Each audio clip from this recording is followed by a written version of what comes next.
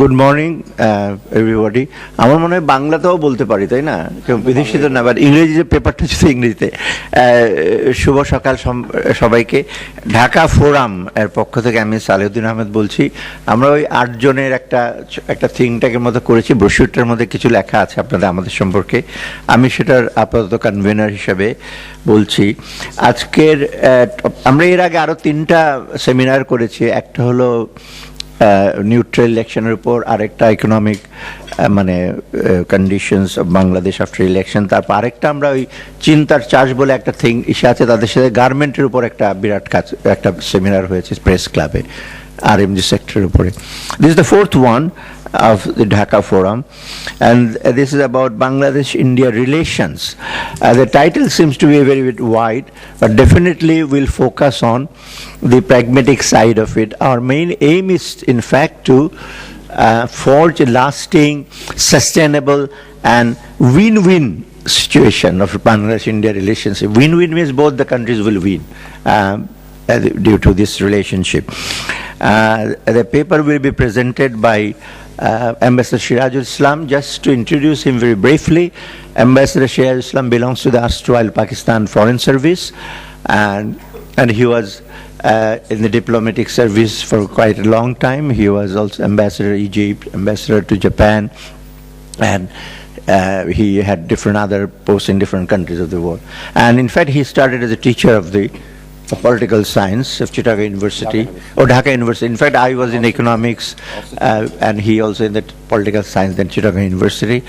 So Sirajul Islam will present the paper. He'll not read out the paper, of course, definitely. So he'll present, is a kind of a curtain raiser, main issues he'll raise, and then the floor will be open. You can give your opinion, comments, but what we'd like to really focus on, we would like to, lot of deliberations have been going on on relationship of Bangladesh India, but we would like to have a kind of a problem solving approach. That means how really we can forge a lasting relationship, not really going to the pedagogic things or some esoteric issues, but the practical ones which really can help both the countries to forge a relationship for the country. Yesterday I was looking for one of my papers which I wrote on geoeconomics, geopolitics. I got a good quotation of the Professor Charles Meyer, who used to teach at Harvard University. I would like to quote a quotation. National security is best described as a capacity to control those domestic and foreign conditions that public opinion of a given community believes necessary to enjoy its own self-determination on autonomy, prosperity, and well-being. In fact, what we need, the citizen of Bangladesh and India, the well-being of all the people. So with that here, I will request Ambassador Sirajul Islam to present his paper. Thank you, Salahuddin. Bismillahirrahmanirrahim. Assalamu alaikum. Salahuddin যে কথাগুলো বললো তার সাথে একটু add করার আছে। একটা হলো যে on the title of the seminar today is Bangladesh-India relations is huge. I mean, we need days after days to finish this. But focus যেটা হবে, Bangladesh-India relations have entered a new level, a new era after the departure of the Congress government in Delhi. সেটা সেই perspective থেকে আমরা করব। Basically, after the emergence of the Modi government in Delhi in May of this year, which direction Bangladesh-India relations are going? That will be basically the focus. এর ভিতরে all issues will come as the participants bring up the topics, we will discuss them. I've given a paper. This has been distributed. A paper kintu has come out of something else that I do, about which Salahuddin did not introduce. I write for newspapers. As a matter of fact, after very recent times, I was writing 4 columns a week. Now I write 3. I write for Independent, I write for Daily Sun, I write for Financial Express, and sometimes I do write also for Holiday. At one time, I used to also write for the Daily Star. Now, since I came back to Bangladesh from Japan in 2006, তারপর থেকে I've been writing columns, and up to now, I've counted, I've written about 700 articles. Basically, since I have been in the past, I'm a career diplomat, as Salahuddin has said. So my focus about the subjects I write is basically on foreign affairs, but these days I also write about politics and other aspects of our national life. So এখানে আমার যেগুলো বলা আছে, আর the perspective, the paper that is the subject for today's seminar, Indo-Bangladesh relations, এখানে আমার I'll not say expertise, but এখানে আমার বলার সাহস হচ্ছে এই কারণে that in my career as a diplomat, I have been posted to Delhi for 3 years between 1983 and 1986. That gave me a perspective of India-Bangladesh relations. Subsequent to that, in 1986, I came to Dhaka, and for 4 years, I did something that no other diplomat ever did in the foreign ministry. I mean, continuously, one after the other, I served 5 foreign secretaries. তখনকার দিনে serving in the foreign secretary gave me a handle because I did not do it, but I was privy to a lot of things. As a matter of fact, most of the things that happened in foreign relations between of Bangladesh with other countries, particularly India. So এই 4 বছর যে আমি ছিলাম with 5 foreign secretaries, এসব আমাকে India-Bangladesh relations একটা perspective মানে পাওয়ার জন্য it helped me. And subsequent to that, in 1998 and 1999, I was DG for South Asia for 2 years, and that was quite a long time. এই সময় there are a lot of good things that happened between India and Bangladesh, and আমার যে interest ছিল on India-Bangladesh relations, it helped me, these 2 years as DG South Asia, it helped me to get a perspective of Bangladesh-India relations on those 2 years I was DG for South Asia. And then, as I said, after 2006, when I came to Dhaka, I started writing, and when I started writing, among the many areas, one of the major areas on which I wrote was our relations with India, or Bangladesh-India relations. And after the Awami League government came to power in 2009, আমি count করি না, I must have written close to about 60-70 articles in various newspapers. তা আমি যে জিনিসটা start করতে চাই সেটা হলো Bangladesh-India relations is unlike relations of Bangladesh with any other country. It is at one time, আমরা যখন ডিল করেছি, as a matter of fact, on as DG South Asia, আমাদের ডিলিং ছিল on the issues. How India will deal with us, what about the Ganges, how it will be, what will be the agreement of the land boundary, maritime demarcation. But 2009 এর পর থেকে there has been a perspective, paradigm shift in the way Bangladesh-India relations were being conducted. এখানে আরেকটা জিনিস বলার দরকার আছে যে 1996 এ when Awami League came to power, after 25 years, a lot of people expected that India-Bangladesh relations will be like hand in glove. But এটা হয়নি. From the Indian side, when Awami League came to power in 1996, it was the government of, I think it's National Democratic Alliance government of Devi Gowda, subsequently Gujarat, and then the BJP came to power. So when the government of Devi Gowda and Gujarat were prime ministers, those days Bangladesh achieved with India two major breakthrough agreements. একটা agreement হয়েছিল 1996 Ganges water sharing treaty. At that time, Foreign Secretary Ambassador Farooq Soban, he's present here today. That was a breakthrough agreement that the Indians allowed us to have with them after a long time. As a matter of fact, if we see India-Bangladesh relations from 1971 till the coming of Awami League in January of 2009, this was one of the few major breakthrough agreements. Subsequent to that, তারপরে কিন্তু the Indians arm twisted the Shanti Bahini, and we got the Chirang Hill Tax Accord. So this was another major thing that the Indians gave us in that period of the Awami League between 1996 and 2001.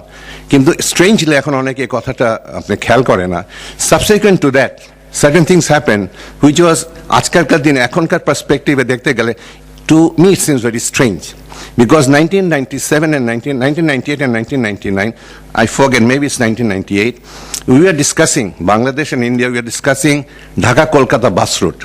And Dhaka-Kolkata bus route যখন আমরা discuss করছিলাম, at that time the Indians were discussing Lahore-Amritsar bus route. They were discussing almost simultaneously. The Indians আমাদের কাছে এই কথা বলেছে privately, look, you guys are being more difficult to us than the Pakistanis are being on Agartala, on Amritsar Lahore bus route. This one, interesting, at that time, the point I'm trying to make is the presence of the India factor. Everybody around the table knows that the BNPs had a perspective of India, which was, I won't like to use a very harsh word, but was not very friendly. But the Awami League এর ব্যাপারে তো সবাই মোটামুটি জানা ছিল যে since the relationship between the Awami League and India coming back from 1971, সেই perspective India Awami League government would be friendly, and there would be a sort of hand in glove sort of relationship within the two. But ওই সময় this was one that was very surprising. Subsequent to that, other surprising was the border skirmish that took place between the two countries in, I think it's 2000 or 2001, when Bangladesh BDR killed 17 BSF, and the two countries came very close to a very difficult situation.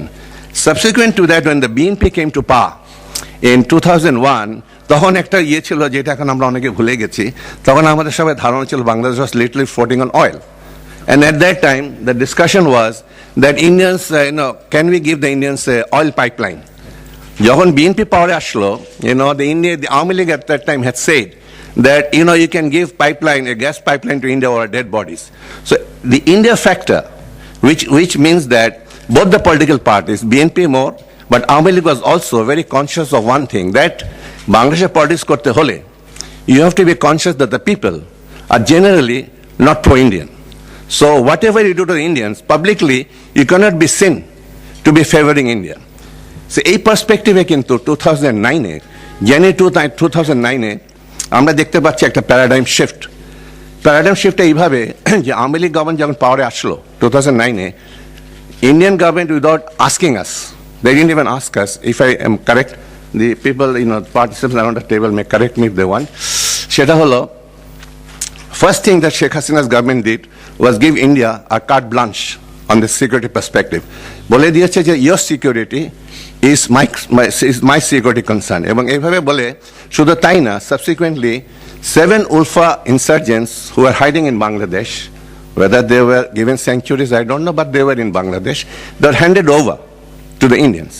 So this was a clear indication to the Indian government that the Bangladesh government of Sheikh Hasina was willing to give the Indians what the Indians dreamed from Bangladesh for a long time.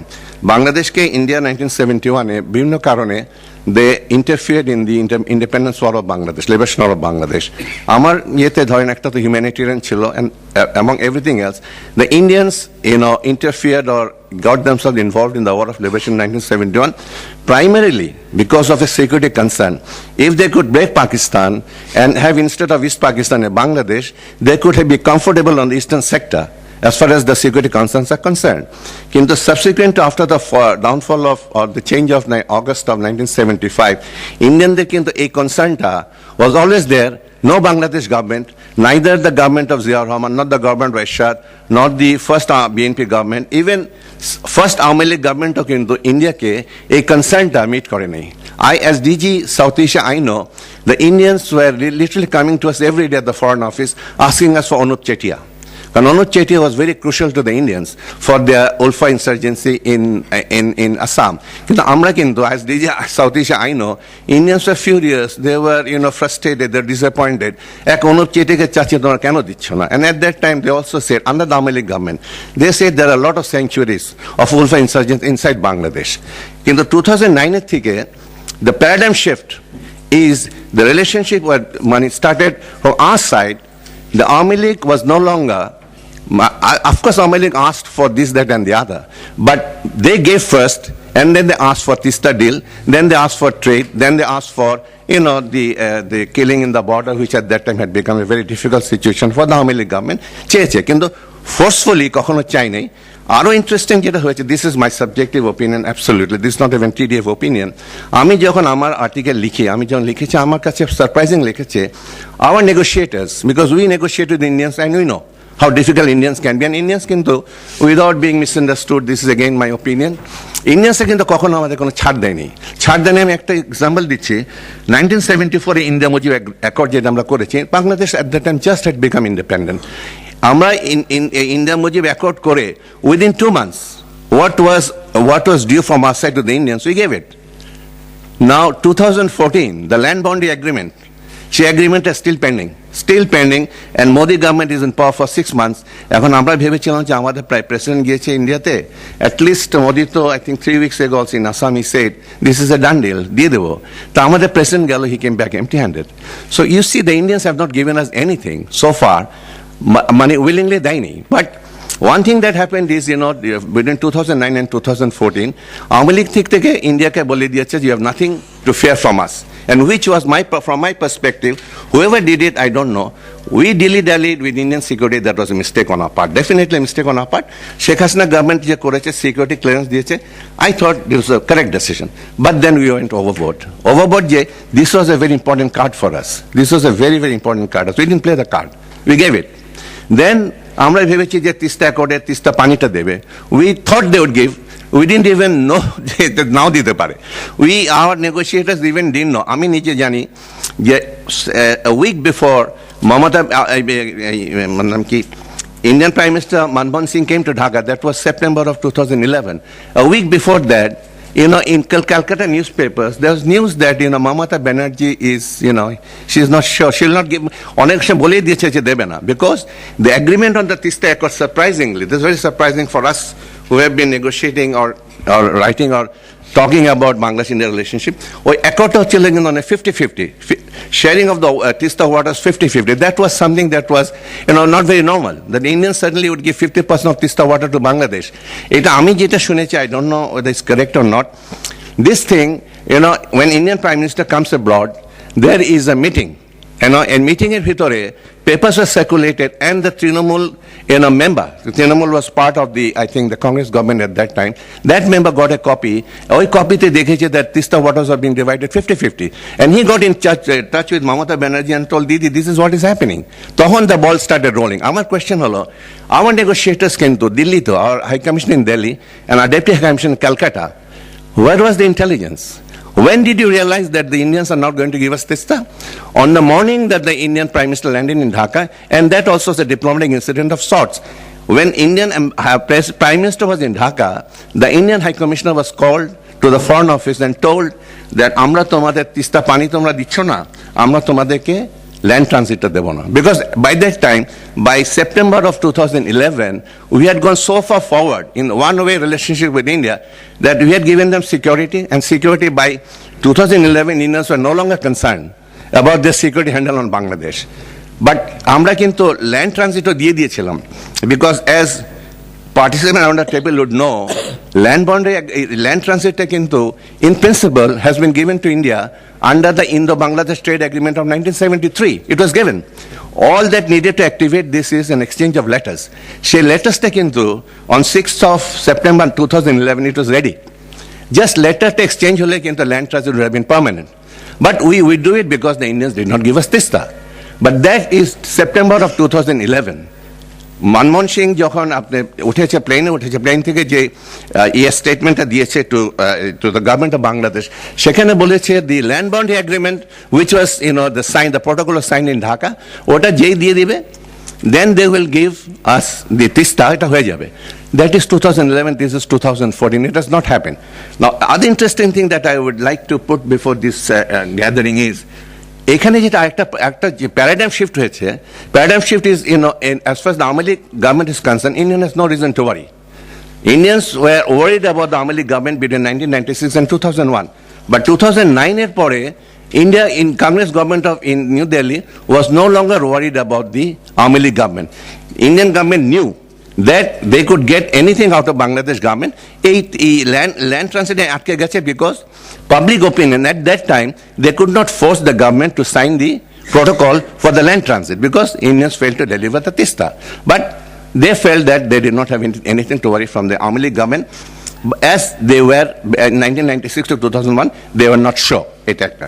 দ্বিতীয়টা হলো এখানে another paradigm shift হয়েছে, which is good, the way I think is good for future of Bangladesh-India relationship. এটা হলো among the BNP, in the BNP as a party, because the Awami League's deliberations with India between 2009 and 2014, one good thing that came out of it is they were able to explain certain things that are not explained in the past. That geopolitics has put Bangladesh in a place where Bangladesh has no future without friendly relations with India. তখন তারা একটা concept এনেছে, আগে আমরা যখন negotiate করতাম land transit in diplomatic context of India Bangladesh relations, it was a big no, মানে land transit মুখে উচ্চারণ করা যাবে না। But land transit was under the Awami League government in 2009 to 2014. The terminology was changed. Instead of land transit, they called it connectivity. And connectivity call করার পরে, the way they explained connectivity was attractive not only to the Awami League, to the BNP, and I think to a large extent to the people of Bangladesh, that if connectivity occurs, if we give land transit to India, then we become a connectivity hub, as it was explained by our negotiators. Then we become economic, sort of our infrastructure হয়ে গেলে, we become the economic activity hub not only for Bangladesh, for the 7 Indian sisters, Nepal, and also Bhutan. There's a great economic benefit to accrue from that, and the economic rationale of this is tremendous. Side by side, Indians are also did certain other good things. Our mone jeta, the participant on the table would be able to throw more light, ওরা কিন্তু ট্রেডের দিক থেকে আমাদের ছাড় দিয়েছে, ট্রেডের দিকে ছাড় দিয়েছে, এবং সেখানে কিন্তু আই থিঙ্ক বাংলাদেশে ট্রেডে we made a little bit of good forward movement, এবং বর্ডারে তারা আমাদেরকে ছাড় দেয়নি, কিন্তু বর্ডারের কথাবার্তা তারা বলেছে। সুতরাং by and large what the paradigm shift I'm talking about is that overall in Indians, the way the negotiations went, had the Indians given us the TISTA agreement, had been fair on the land boundary agreement, then perhaps there would have been a sustainable relationship between India and Bangladesh that would have overseen or bypassed both the Awaमी League and BNP at a national level, একটা দুইটা দেশের ভিতরে relationship হতেও পারতো। কিন্তু তারপরে 2011 পরের থেকে কিন্তু the relationship between India and Bangladesh started being less from Indian side with Bangladesh, more towards a political party. এবং as we entered 2012, 2013, এবং towards the end of 2013, then it was, from my point of view, I saw very clearly that the Congress government of India was conducting a relationship not with Bangladesh, but with a particular political party. And I thought there, যেটা একটা বিরাট একটা ইয়ে হয়েছিল, that the negotiators of two sides were able to sell the economic, sort of, potentials, the relationship to the people of Bangladesh. That got lost because New Delhi then took deliberate side for one particular political party in Bangladesh. এবং as you know, 2013 December মাসে the visit of the Indian Foreign Secretary to Bangladesh to me was an eye-opener. I mean, the meeting she had with Hossain Mohammad Ershad, and subsequently what Hossain Mohammad Ershad revealed to the press, সেটাতে আমার মনে হচ্ছে যে big potential, big prospect of Indo-Bangladesh relationship, sustainable between two countries who are not only neighbors, historically, geopolitically, so intertwined. যার destiny is ইন্টারওয়াইন্ড, সে একটা potential যেটা হয়েছিল, একটা প্রসপেক্ট যেটা হয়েছিল, because of the dependence of new Delhi on political party, এইটা কিন্তু I think this was lost. So that was when Awaमी League came to power in 2000 on January 5th election 2014. এইটা কিন্তু আমার মানে ইন্ডিয়ান সাইডে this must have impacted the Indian side, but because the Congress was in power, they perhaps did not look it because they themselves were a party to the January 5 elections of 2014. তারপরে subsequently, this 5 months and the BJP comes to power. এই বিজেপির পরে থেকে কিন্তু এই যে 6 মাস যেটা হয়েছে, 6 মান্থসে কিন্তু as I look into in the Bangladesh relationship, আমি দেখি যে ওই কংগ্রেসের যে পার্সপেক্টিভ ছিল towards Bangladesh, conducting relations with one political party, এইটার থেকে আমার মনে হচ্ছে this particular BJP government is looking away from that. কারণ এই 6 মাসের ভিতরে দুটো যেটা অ্যাগ্রিমেন্ট ইন্ডিয়ার কাছে মানে আমাদের প্রাপ্য, যেটা পেলে at least from the people's point of view, people would again be motivated that this India is a friendly India, which is the land boundary agreement and the TISTA agreement. দুইটাই কিন্তু go slow. এবং as I said before, that we thought, at least I thought, when our president was in Delhi, the Indians would give, at least the Indian Prime Minister would give a time frame, যে এর ভিতর দিয়ে দেব, but there was no time frame given. And in the last few days, what I've picked up on the media, internet, আমি দেখছি যে এইটা বোধহয় আরো delayed হবে. Now the question is, why is the Modi government delaying on what they are duty bound, they are promise bound, duty bound, whatever bound, they are bound to give it. কেন দিচ্ছে না? এইখানে আমার last সাবমিশনটা, এখানে last সাবমিশনটা, this is where I see the future of Bangladesh India relations going to us. এখানে আমি যেটা দেখছি যে মোদি গভর্নমেন্ট এই প্রেজেন্ট বাংলাদেশ আওয়ামী লীগ গভর্নমেন্টকে মানে as they look into look towards the Awaमी League government, they see that this is a little bit different from the Awami League government that the Congress was looking at. When Congress was in power, it was looking at an Awami League government that had come to power with a 3/4 majority. Our Prime Minister had won a huge mandate, so then for them to conduct relationship with the Awami League-led government was because it's a mandated government, so there's no problem. And এখন যখন Modi government দেখছে towards this government, there is a democratic perspective because Modi government came to power with a huge majority. So when they look at Bangladesh and this Awami League government, আমার ধারণা, আমার ব্যক্তিগত ধারণা, that they will not feel as comfortable with this government as Congress would have felt with the Awami League government of 2009. This is one point. The other point is, I think the visit that our Prime Minister took to China and the developments today, the Chinese Foreign Minister is coming to Dhaka, that's an important development. ওই চায়নাতে যে আমাদের prime minister গিয়েছে, because at that time, as I remember, that our government, because of the January 5 election was quite desperate to get as much support from international powers as possible on the issue of legitimacy. That was why the visit to Japan took place. And China কিন্তু একই কারণে এটা হয়েছে যে চায়নার যদি একটা visit হতে পারে and successful visit হয়, then the issue of legitimacy will be to a large extent tackled. This was, I think, the perspective with which the present government, present Prime Minister undertook a visit to China towards the end of May. A visitor age, if we remember, when our Prime Minister took a visit to China in 2012 as Prime Minister in the earlier term, there was a regular correspondence or regular interaction between the two governments. Amader Prime Minister China jabe, what are the issues to be discussed there, what are the issues to be, what are the agreements to be signed there. All was, as I understand, I may be wrong, but amar dharana mato, that this was very clearly that Indian New Delhi, the Congress government of New Delhi, knew exactly why the Prime Minister was going to China, what would be the agenda, what would be discussed, what would be signed. It was known to them. But ebar je China giyeche amader Prime Minister, amar dharana mate this was not. I would I would like to use the word cleared within quotations. It was not cleared with the Indians. Not only not cleared with the Indians, সেখানে 3-4টা জিনিস হয়েছে যেটা তো আমার মনে খটকা লাগছে যে এই জন্য মনে হচ্ছে যে the Modi government is looking at this government in a different angle. একটা হলো সেখানে our Prime Minister gave a very strong statement.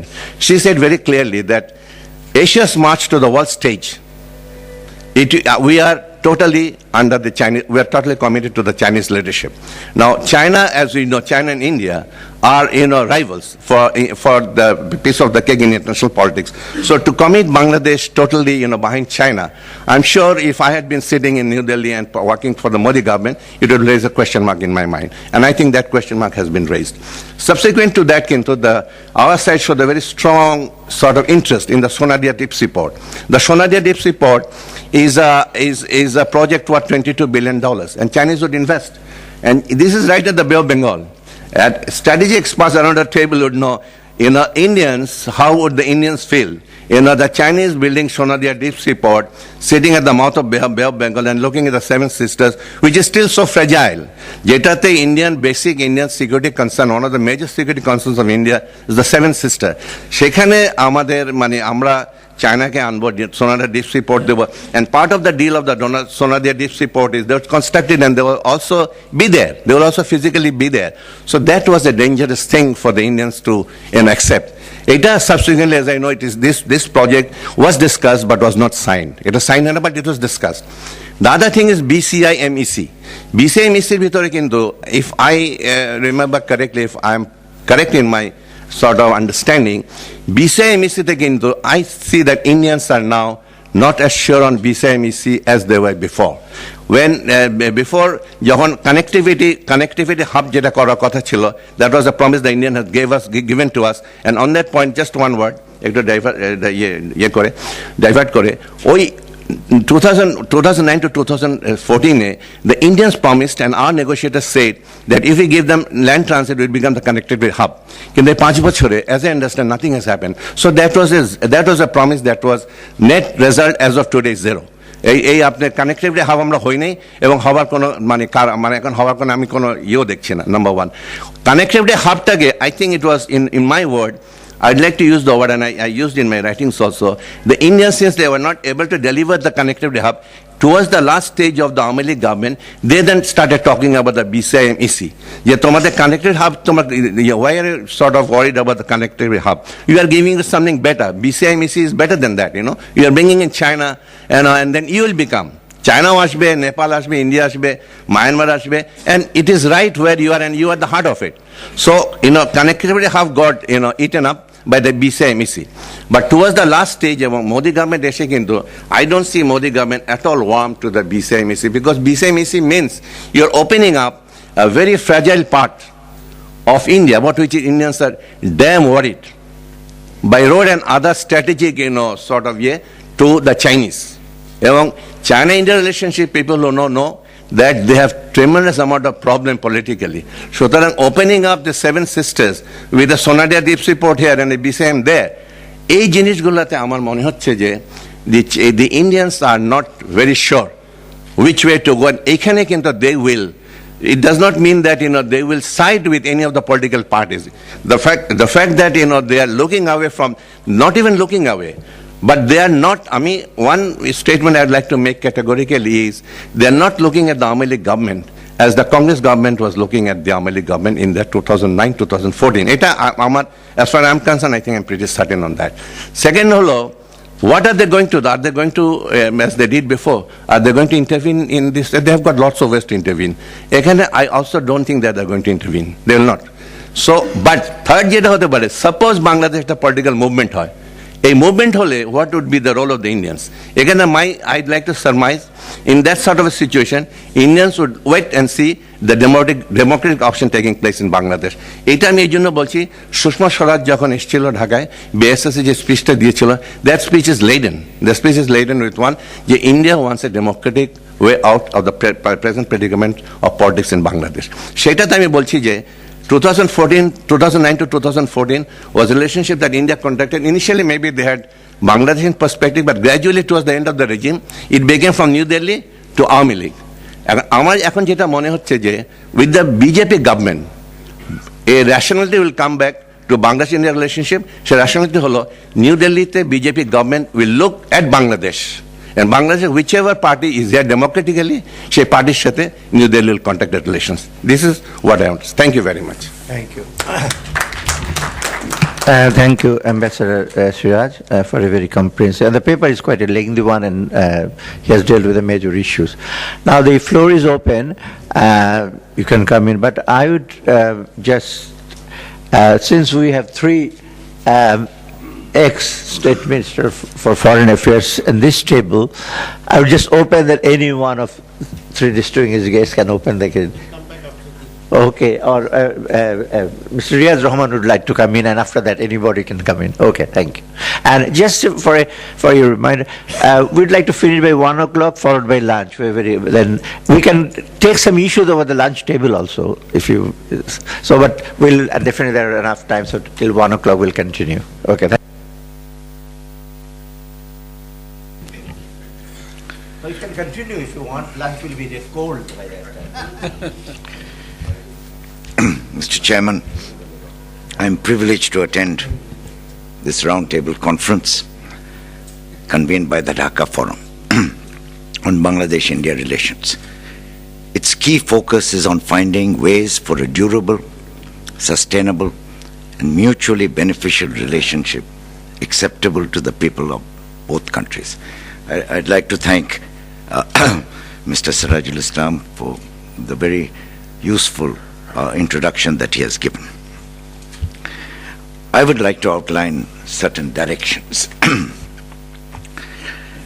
I'd like to start by stressing some broad-based factors that underline a realistic approach to remedial solutions. First is the logic of real politics, not assumptions of goodwill or good neighborliness.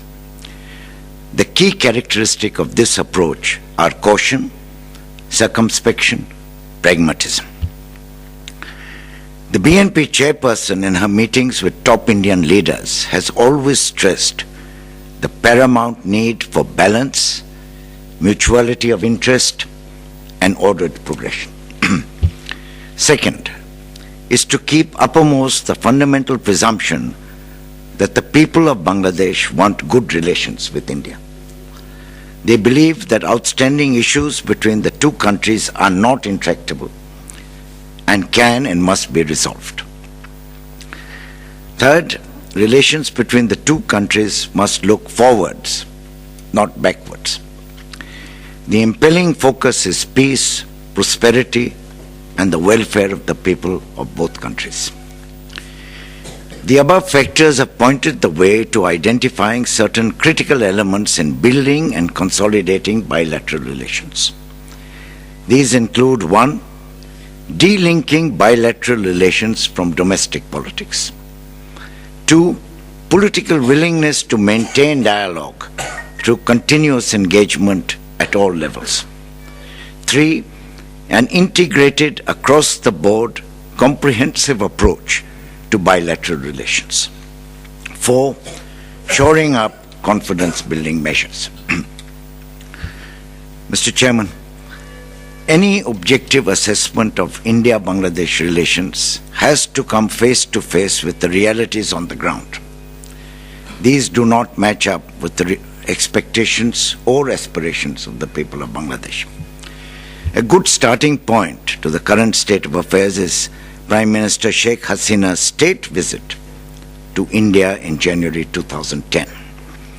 Far-reaching commitments were made in two areas: security, curbing in particular the activities of Northeast Indian insurgents as well as militants and extremists, and two, connectivity, virtually assuring India of an economic and security corridor linking Northeast India with the mainland. A psychological bonus was Prime Minister Sheikh Hasina's dramatic support in principle for India's permanent membership of the UN Security Council, as and when reform takes place. Suffice it to say that India's response to these unilateral concessions was not commensurate. Two reciprocal measures were mooted. One, the extension of a credit line of US $1 billion earmarked to promote connectivity. And two, a MOU on power cooperation. These hopes were dashed by the inexplicable delay. Just have to go back on that. Sorry.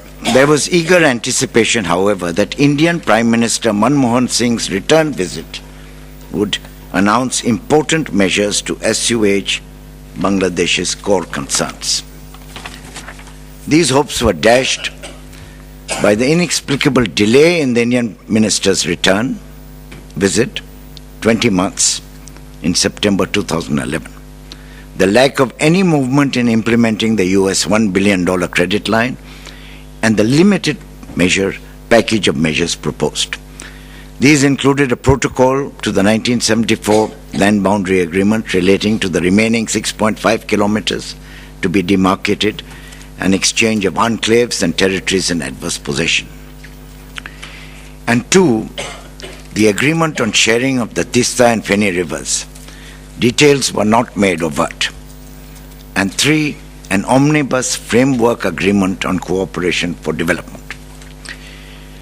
The integrity of the Indian package was disrupted and devalued when the agreement on Tista and Feni river water sharing was withdrawn at the last moment due to objections raised by West Bengal Chief Minister Mamata Banerjee. Sirajul Islam has given us some background on that element. The shock and disappointment of the Bangladesh government was immediately reflected in a decision to postpone signing the MOU, which would have initiated the connectivity process. Mr. Chairman, in the 3 years since then, there has been a standstill in substantive terms. Balances continue to remain askew. Proposals under consideration generally favor Indian interests. Time frames are underscored for India, but remain open-ended for Bangladesh. On critical issues of concern to Bangladesh, no progress is discernible, while setbacks are emerging. Analysts in Bangladesh continue to derisively highlight that Bangladesh, quote, has been left holding the bag of empty assurances, unquote, that it is, quote, marking time, unquote, on virtually every aspect, and that there is no reciprocity between commitments made and actual gains. The term trust deficit kept surfacing. Meanwhile, a new strong government has been ushered in India, holding a single majority for the first time in 30 years, raising hopes of forward momentum. Unfortunately, however, in Bangladesh there is a non-representative government without the mandate of the people, without accountability, and without the ability to negotiate and promote its national interest. Together, they face a dismal situation on the ground. Some indicators are outlined. One, core issues. On the core issues of Tista, Feni River water sharing and implementation of the land boundary agreement, Indian Prime Minister Narendra Modi assured that he is serious about resolving them, saying, quote, "It is a matter of time," unquote. Yet they are constrained by procedure, politics, and time. According to the Indian media, this agreement cannot be implemented before the West Bengal elections in 2016. The LBA ratification is subject to the passage of the Constitution Amendment Bill by both houses of Parliament. 2. Trade. The prevalence of para-tariff and non-tariff barriers continues to deter duty-free access and benefits granted by India. The deficit has now swelled to US $5.579 billion in 2013-14, and Bangladesh exports fell to US $456.6 million. 2013, down from 563 million in 2012 and 13. 3. River interlinking. India's river interlinking project remains a Damocles sword over Bangladesh, especially one with the Supreme Court's go-ahead and time-bound order. 2. Finance Minister Arun Jaitley's allocation in his maiden budget of rupees 100 crore to expedite preparation of the detailed project report. And 3. Fast-tracking of the project by Uma Bharti, Indian Water Resources Minister. India's plan to build 16 more barrages on the Ganges River holds disastrous consequences for Bangladesh. 4. Senseless border killings continue to exercise the minds of Bangladeshis. Steps for effective implementation of coordinated border management have fallen short of much touted goals. 5. Connectivity still remains a major catchword for India, replacing transit and transshipment and its attendant connotation of charging fees for Indian vehicles. Meanwhile, the context of promoting regional cooperation and regional connectivity has seen no concrete action or implementation as laid down in the Framework Agreement for Cooperation and Development.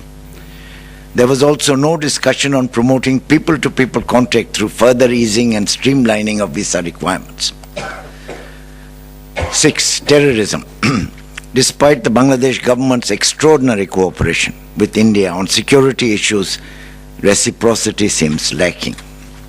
Bangladesh Prime Minister is now seeking assurances from India following the chit fund money scam allegedly funneled to Jamaat Islam and the Burdwan bomb blasts, that Indian territories will not be allowed for any terrorist activities against Bangladesh, and called for cooperation. Finally, and this is just one of the elements, interference in domestic affairs.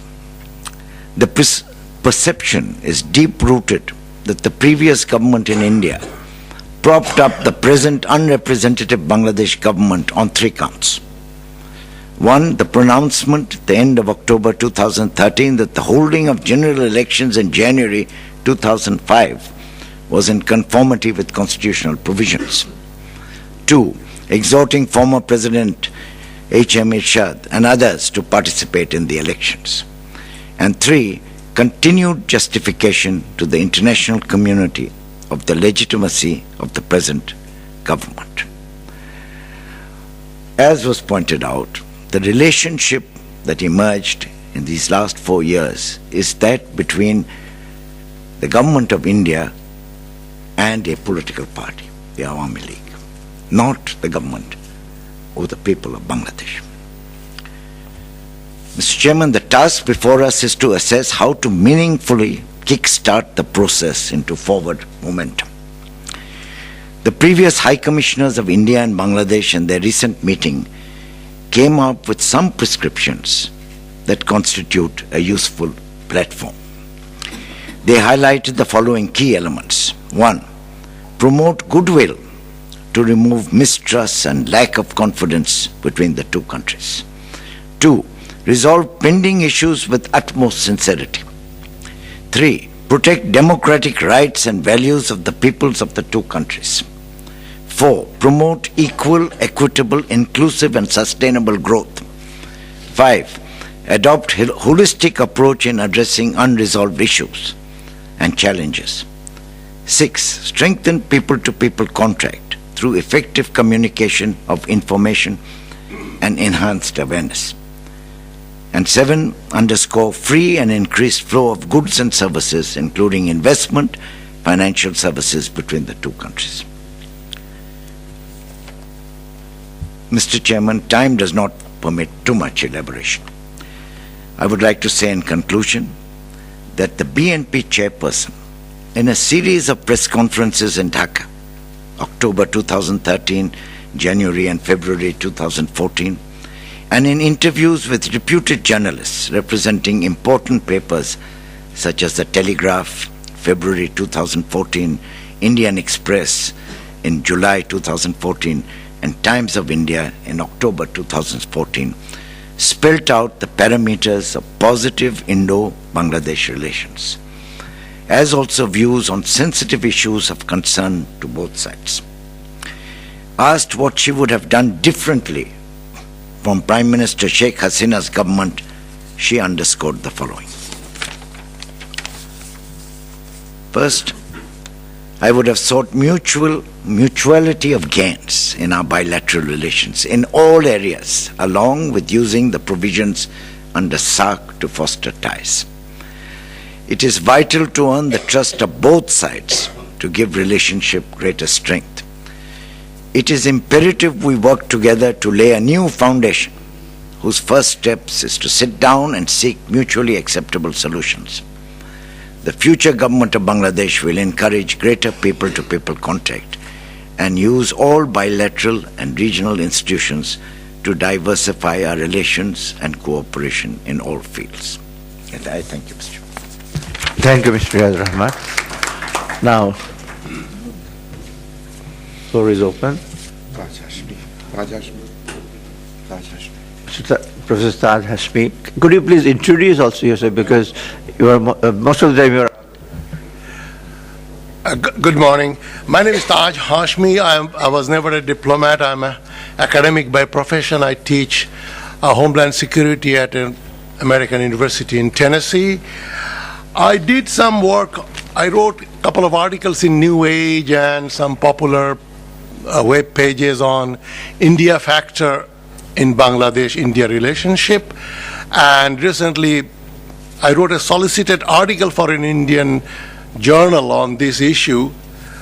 And as a historian, what I feel that we need to understand the Indo-Bangladesh relationship and its problems in the very core of what India really wanted in 1947. As we recall, Nehru did never accept the partition, although he was responsible for it. He said Pakistan will disintegrate. It's a question of time, in 6 months, 9 months, something like that. So we need to understand the India factor in that perspective, that India has never really accepted the partition. And even if it is reluctantly accepted it, but it has not given up the quest to establish itself as a regional hegemon, or at least a new imperialist power.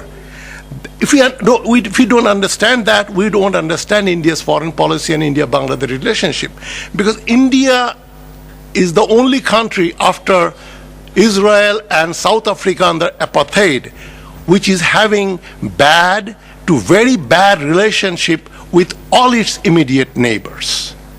Following Chanakya's policy, it has good policy with the not so immediate neighbor. Like it has had good relationship with Afghanistan, which was across Pakistan, beyond Pakistan, with Myanmar, but not with Bangladesh, China, Sri Lanka, Pakistan, Bhutan, Nepal. In Nepal, India is a 4-letter word.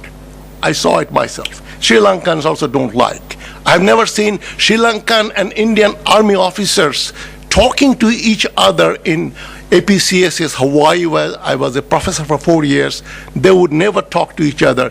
Rather, Pakistani and Indian officers would talk, but Sri Lankan and Indian Army, Navy, Air Force officers never greeted each other, never talked to each other. This is what I didn't see in the last 4 years while I was there.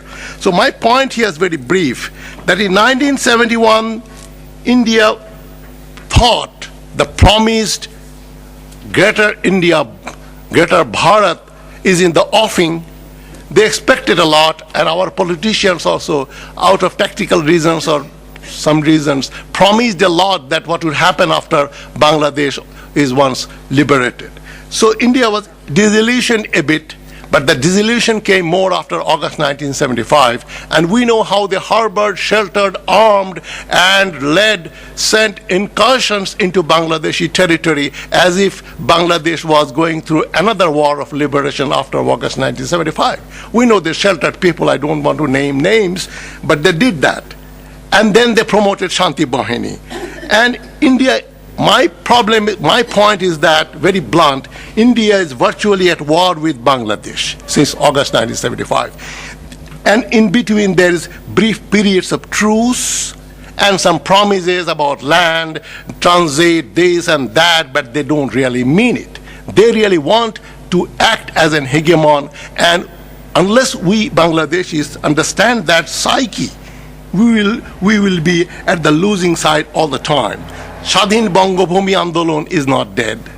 And they are inciting insurgents in Bangladesh. They are doing everything to destabilize Bangladesh. There has been some trade relationship, improvement in trade, but that is for mutual benefit. We buy more and sell less to India. They will have to buy something from us, because trade, all wars are trade wars, or diplomatic relationships are trade relationships. So India, in some, to conclude, is a democracy at home, but it's an empire, at least, or a new imperialist hegemon in the neighborhood. Thank you. Thank you, Professor Taj Hashmi. Anybody? Okay, Mr. Panni.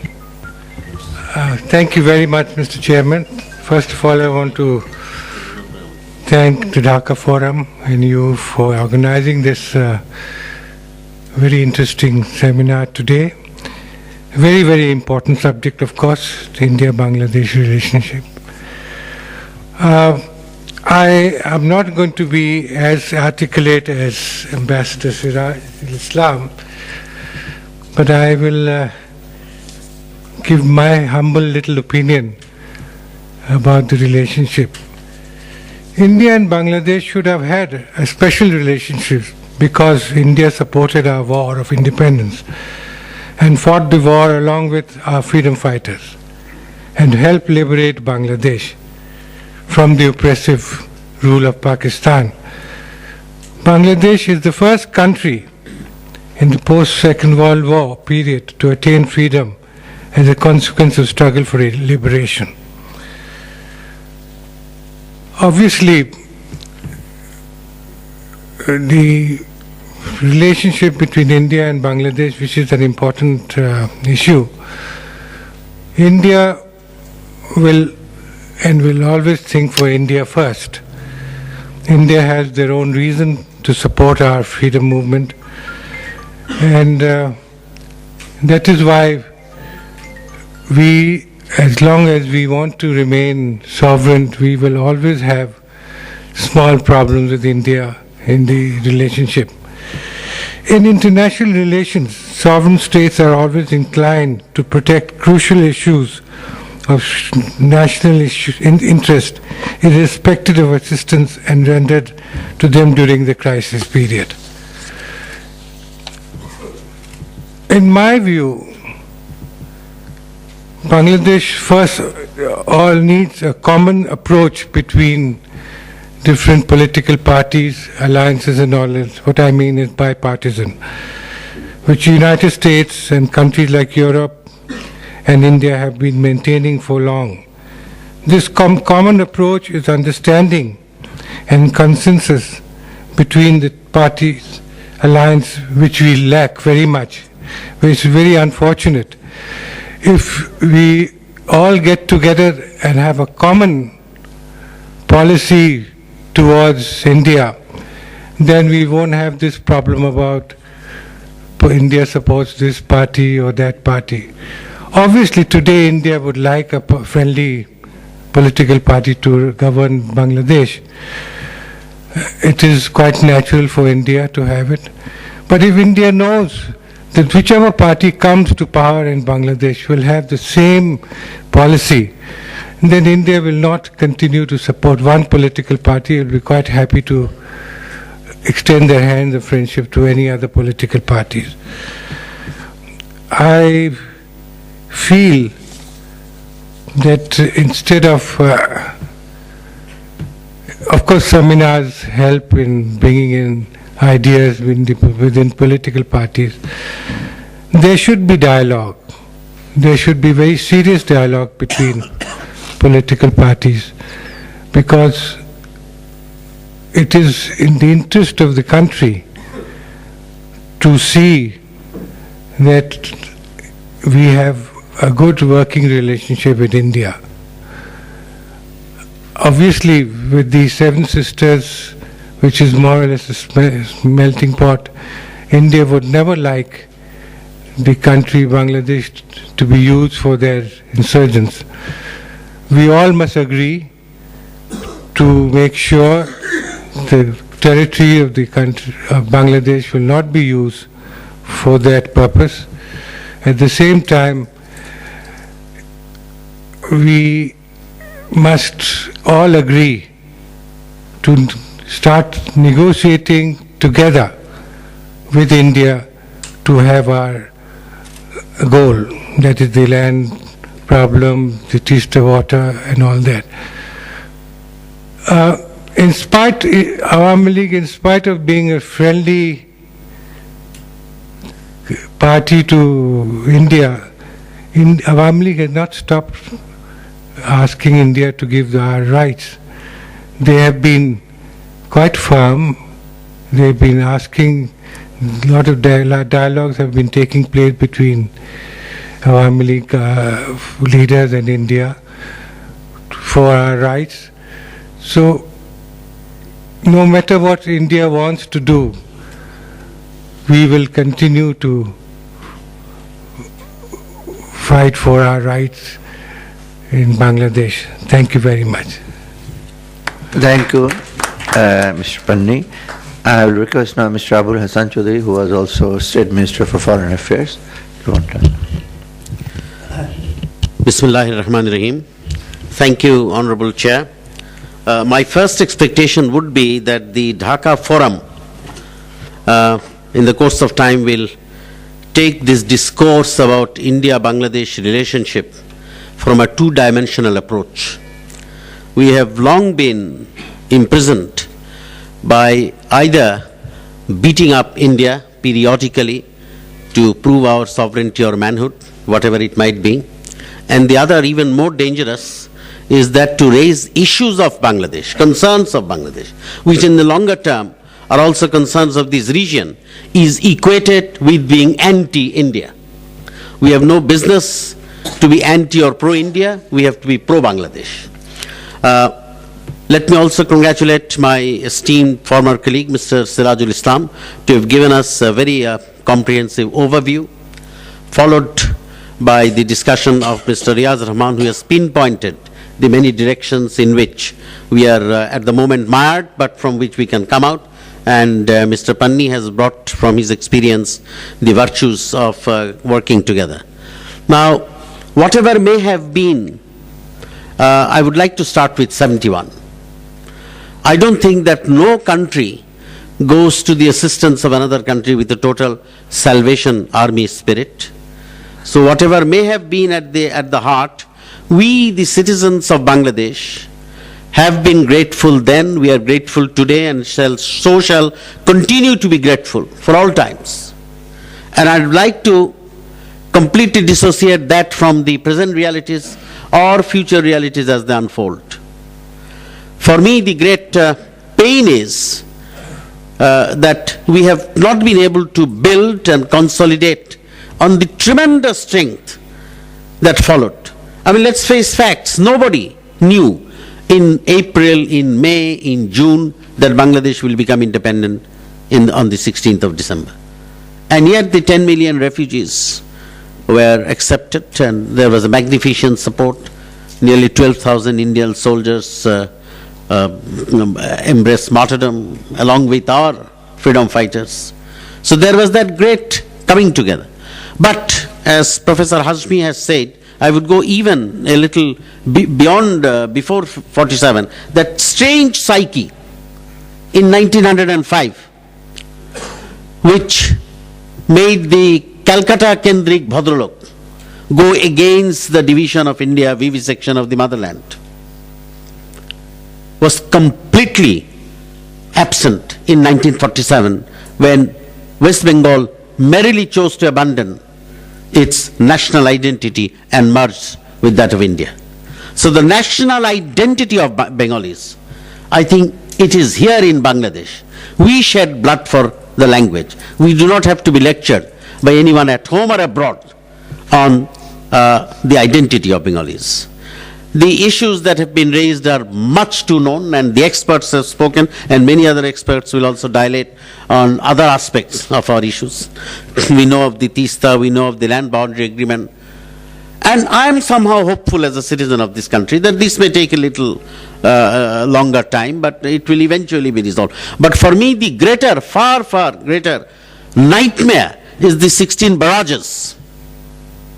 And I often say, and my language must be direct, having been a former Matkormi, field worker of a political party, that even if the most impossible and the unimaginable happens, where we find our former Prime Minister Begum Khaleda Zia and the present Prime Minister Sheikh Hasina coming together and demanding of the people of Bangladesh that they should be friendly to India, it will not happen unless these issues are sincerely and seriously addressed.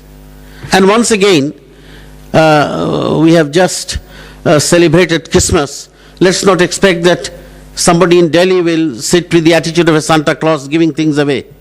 It will largely depend our interlocutors to make it abundantly clear that issues that concern Bangladesh are of an existential nature. We are the fourth largest market for India.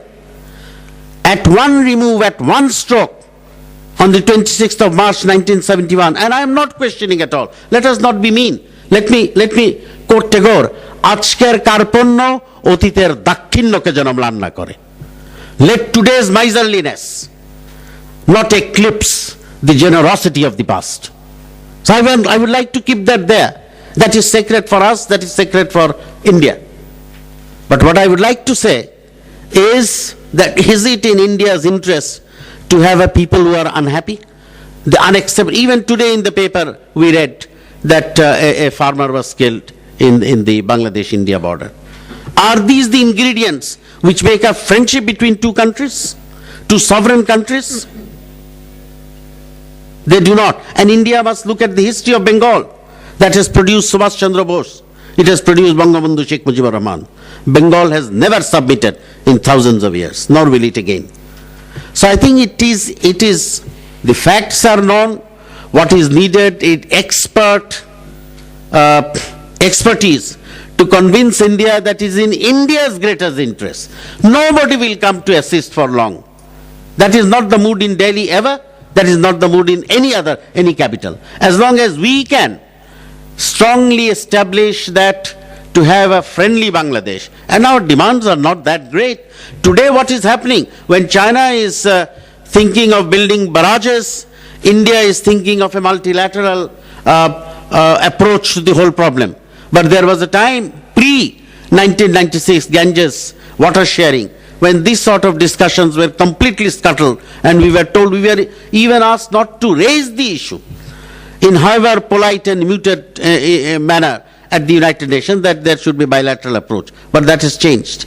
So I think that it is a good thing it has changed. We have to focus, because my worry is that we get Tista, we get land boundary agreement, and there is a lot of euphoria. What happens down the road? So I think these issues must also be brought very strongly to the table. It would be insane to think of a South Asia which is in conflagration. It is not in your interest to be unfriendly to India. But there is a cost for everything. And what I would finally like to say, very bluntly, that this perception of India being a little bit more friendly to one party, a little bit more party, may be only partially true. It immensely helps India if the politics of Bangladesh remains disruptive and divisive. The greatest strength, I have mentioned our strategic interests, I have mentioned that we are a market, but the greatest strength is unity. Anybody in Delhi, if he or she is convinced that the position that is being put forward for Bangladesh carries the support of the entire political spectrum, our negotiating arm, our negotiating strength becomes that much stronger. They know that, whatever they are asking today for domestic reasons, another party will scuttle them. See, if that is the situation, I don't think we shall go forward. So this is the easiest thing. The easiest thing is sometimes the most difficult thing. If this illusory thing can be somehow made to materialize, that would strengthen our relations. And I finally would say that the skill development should be there to project the devastating environmental, economic, security aspects. What was the situation? I mean, I do not go along with these sentiments, but how long can you keep people gagged when they ask questions that pre-1971 there was hardly any killing on our borders? Is this the sort of situation that the politicians or thinkers of Bangladesh and India should like to confront? And my last thing would be that nobody in Bangladesh worries about what China would think if a certain political party comes to power. They have been able to erect a friendship with the country, which unfortunately hasn't happened with India. And on the other issue that has been raised, Sonadia, this will add more than 2% to our GDP.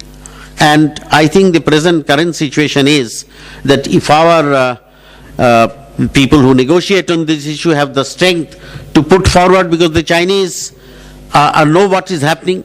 The earlier proposal, I think, was that China will build it alone, but now they have left a portion open where some other country, and that means India, wants to jump in, then they can do it. I think if this strategic depth is given to the economic relations, that in itself will also, in a way, resolve our other outstanding issues. So I think what we need to do is to have a very vocal presence in Delhi on these issues, and that can be done not just by the government, but by a united approach by the think tanks. Thank you very much.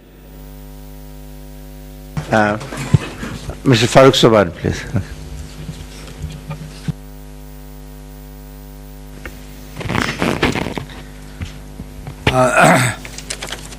Thank you, Chair. I too would like to thank the Dhaka Forum for inviting me to this very important discussion on Bangladesh-India relations.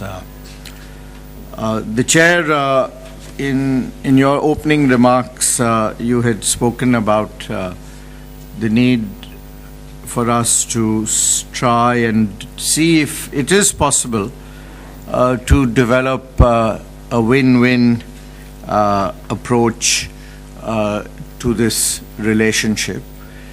And I'll try and focus my remarks on what could perhaps serve as the ingredients or the framework for such a win-win relationship. Just a second, Mr. The tea is available. If somebody feels a little bit sleepy or chilly, then you can take a cup of tea or coffee from there. Okay, thank you very much. It's there available for you. We have to go out and get it. Okay. You can't, sir. So, you can't, sir. I can go when you finish. all right, I'm not permitted. Okay. Of course, I've listened with keen interest to the interventions that have been made. I think everyone at this table has had many years of both direct and indirect experience dealing with India, and are familiar with the issues and problems. So, I have jotted down some 15 I would consider to be key issues or elements in the relationship. Let me start with what I think is today an extremely important and topical issue, which was referred to by Ambassador Sirajul Islam in his opening remarks, and which was then followed up by my friend Mr. Abul Hassan Chowdhury. The issue of the deep sea port at Sonadia. Well, I think this is a key issue involving Bangladesh's future. We need a deep sea port. There is no question about it. There are, of course, some issues, and I believe the Japanese have also raised this issue, whether Sonadia is the best location for the deep sea port or not. They seem to have a different view about its location. We know that the subject of the deep sea port has been discussed with a number of countries, and I'm sure this will figure very prominently on the agenda of the Chinese foreign minister in his talks with his counterpart here in Dhaka. I think Mr. Abul Hassan Chowdhury did allude to the fact that one approach to this could be the building of the port as a consortium. A number of countries, as I mentioned, and indeed companies have shown interest. There is the issue of financing. So there are actually three key elements when we look at the port. One is the construction of the port, who will construct it. The other is the financing of the port. And the third is the operation of the port. And I would say it is certainly going to be a measure of our diplomacy in terms of how the government addresses this issue, because it is of importance on the one hand to Bangladesh, but on the other hand it is of immense importance in the context of our relations with both China as well as India. So whether we can develop a consortium approach, that could be one way of moving forward on this, and this then could become, I would say, an important confidence building measure in terms of how we balance, if that is the right word, our relations between China and India, both of whom are very important partners, economic partners, as well as political partners of Bangladesh. On the issue of water and the dams, I think no one in Bangladesh for a moment would hesitate in saying that this is certainly a life and death issue for Bangladesh. So how do we then respond to this?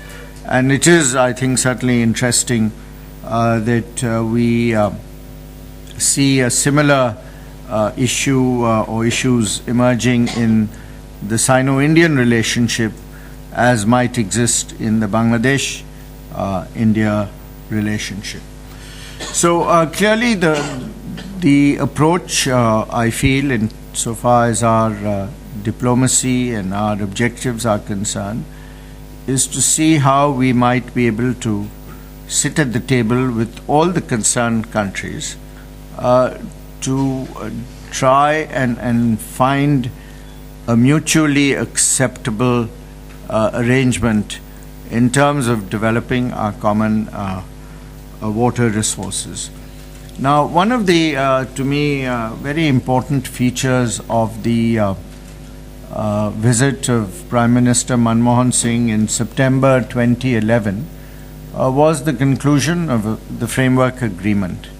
And we have had discussions with Nepal and Bhutan in the context of the framework agreement. And today there is, for the first time, an acceptance by India that the subject of the development of our common water resources can be addressed collectively by our four countries. And I believe that should be an important element in how we approach the issue of development of our common water resources. Central to this is the need for full transparency in terms of data and information. I believe one of the key problems in addressing the issue of water and projects has been the issue of sharing of data, information, and developing, if you like, an effective mechanism or forum, whether it's the Joint Rivers Commission. Well, the Joint Rivers Commission now, to my mind, should become a quadrilateral commission, and indeed possibly with the Chinese attending a commission of 5 countries. How we achieve that and how we make that into something credible and viable remains another test for our diplomacy.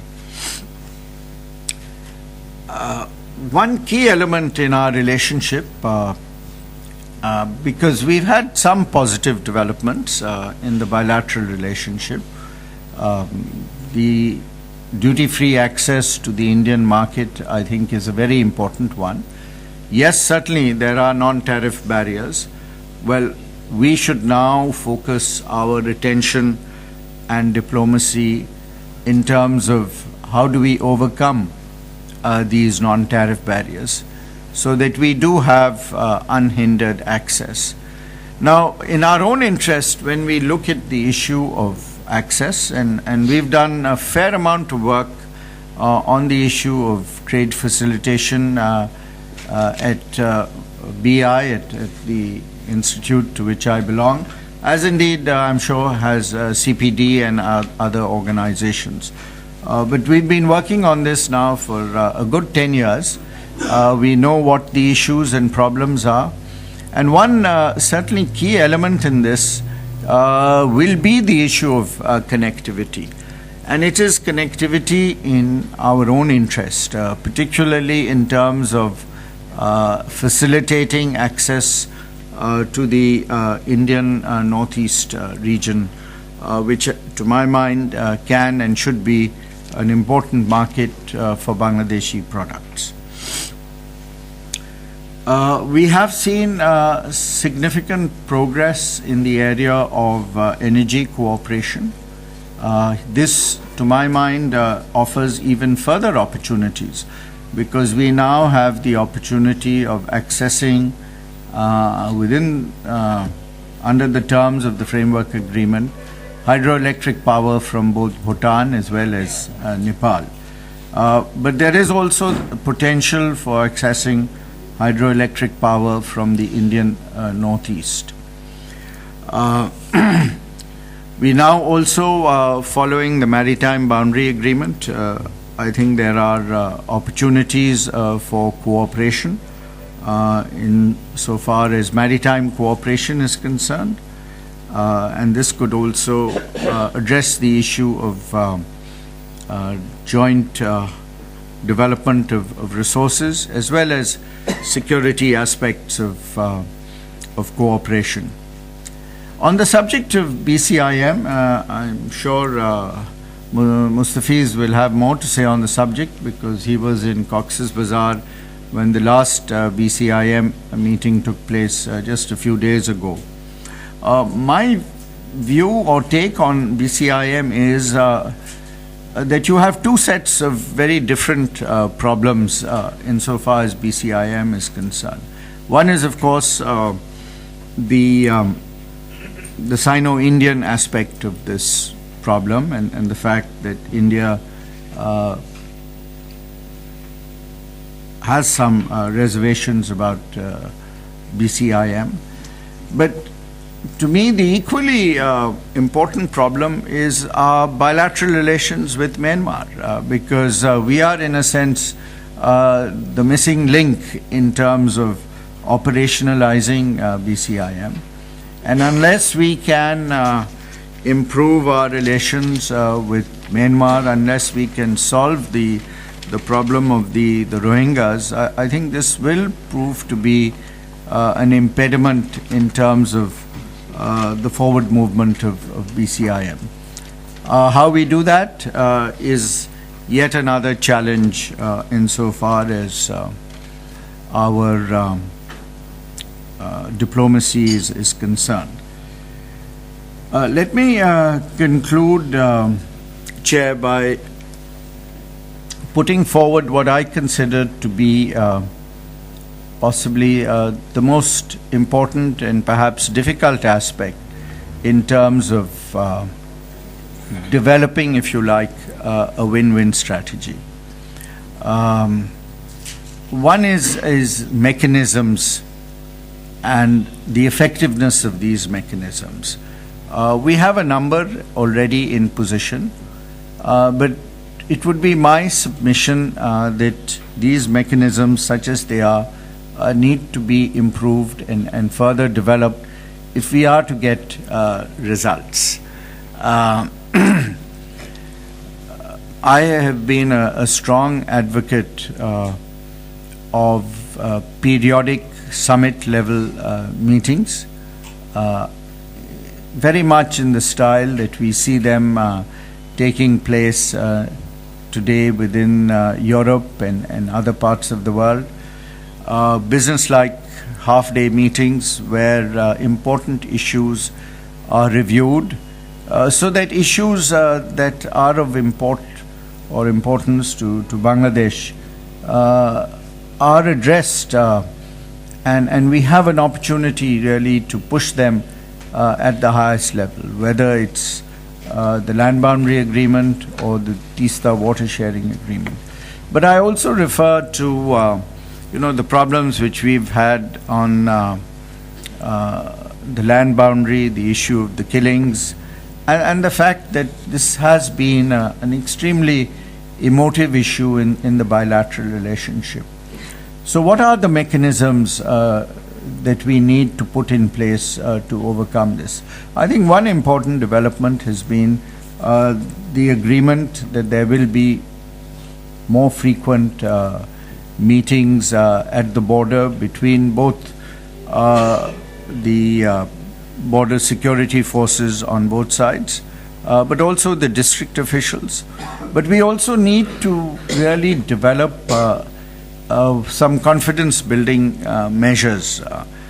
And I think this is an area we need to focus on to ensure that we avoid these killings because there can really be no justification for such actions, as we've seen happen in recent months, indeed years. Another aspect of the bilateral relationship, which I think is of fundamental importance, is this whole issue of which we speak about so frequently, people-to-people contacts. And what do we actually mean by this? Well, to me, one key feature or aspect of this is the need for public diplomacy. As someone who served in Delhi, I believe Bangladesh needs to be doing much more in India. Yes, we have now opened a consulate in Bombay, but we need to invest much more in terms of our public relations, in terms of people knowing, that Bangladesh today is $150 billion economy, knowing that Bangladesh is contributing, by my estimate, some $20 billion to the Indian economy.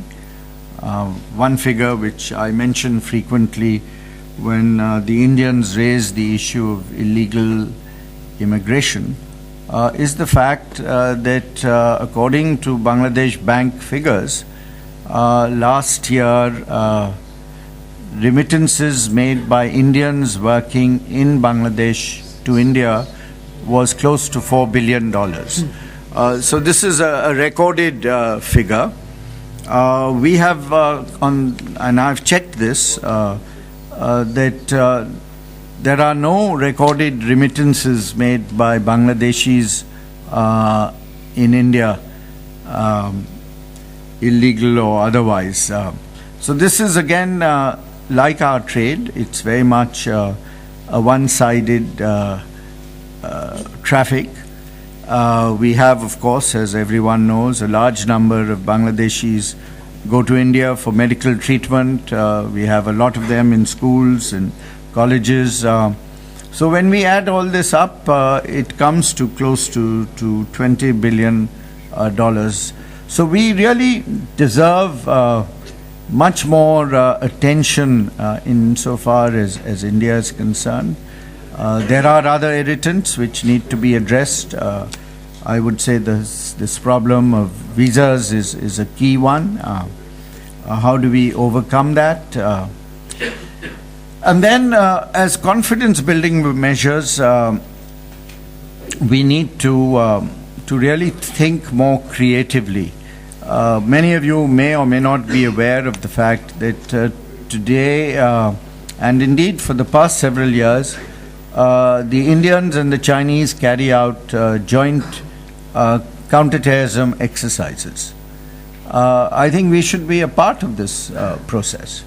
I think we should promote the idea of joint exercises on a wider plane in terms of involving our security forces. And I think one area of security cooperation, particularly within the framework of the SARC additional protocol on counterterrorism, is the need to get our intelligence agencies to be much more effective in cooperating with each other. So I believe, if we are to move forward on the win-win agenda, let us try and look for some creative, if you like, approaches and solutions to these problems. Because at the end of the day, as the saying goes, you can't change your neighbors. They're with you, and you've got to learn to live with them, and you've got to make the most of the opportunities that a big neighbor like India can present. So long we have more often than not, certainly in the public perception, seen India more as a liability than as an asset. I think it should be a measure of our both policy, in particular our diplomacy, to see how we can develop these a win-win approach. Because if we can, I think it can add significantly to the economic growth of Bangladesh, indeed of the region. Thank you. Thank you, Mr. Farooq Somar.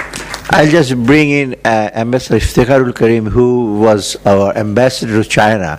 Since Chinese foreign ministry is coming, how do you look into the whole dynamics, China's role? Then Mr. Shamshir Mobin Chaudhry, ambassador. Okay, Mr. Iftikhar. Thank you, Mr. Chairman. I will stay away from the China aspect of it, but I would just like to refer to all the interventions and the paper that was the discussions that as it has proceeded now with regard to Bangladesh-India relations. I would like to begin by saying that it would be appropriate to trace Bangladesh-India relations from the early period of Bangladesh's War of Liberation, when India became host to 10 million Bangladesh refugees fleeing the rapacious Pakistani army, and then assisting Bangladesh Bengali military personnel and freedom fighters waging war within territorial Bangladesh against Pakistan, and finally the defeat of the occupying Pakistan army in former East Pakistan under the joint command of India and Bangladesh. The most significant event in the relationship of post-liberation Bangladesh, other than recognition of Bangladesh as a sovereign independent state, was the withdrawal of the Indian army from the territory of Bangladesh demanded by Bangabandhu Sheikh Mujibur Rahman, and subsequently the Indo-Bangladesh Treaty of Friendship and other treaties and agreements between the two countries that laid the foundations of a relationship of peace and harmony between the two neighbors, based on sovereign equality, mutual respect, and non-interference in internal affairs.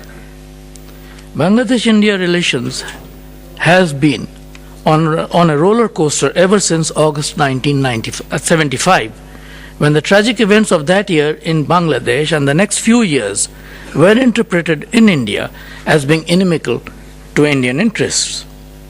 Subsequent initiatives taken by Bangladesh in 1976-77 and those intervening years to dispel the dark clouds hanging over bilateral relations with India since August 1975 were reciprocated by the Morarji Desai government and the I.K. Gujral government, and a relative degree of warmth was restored.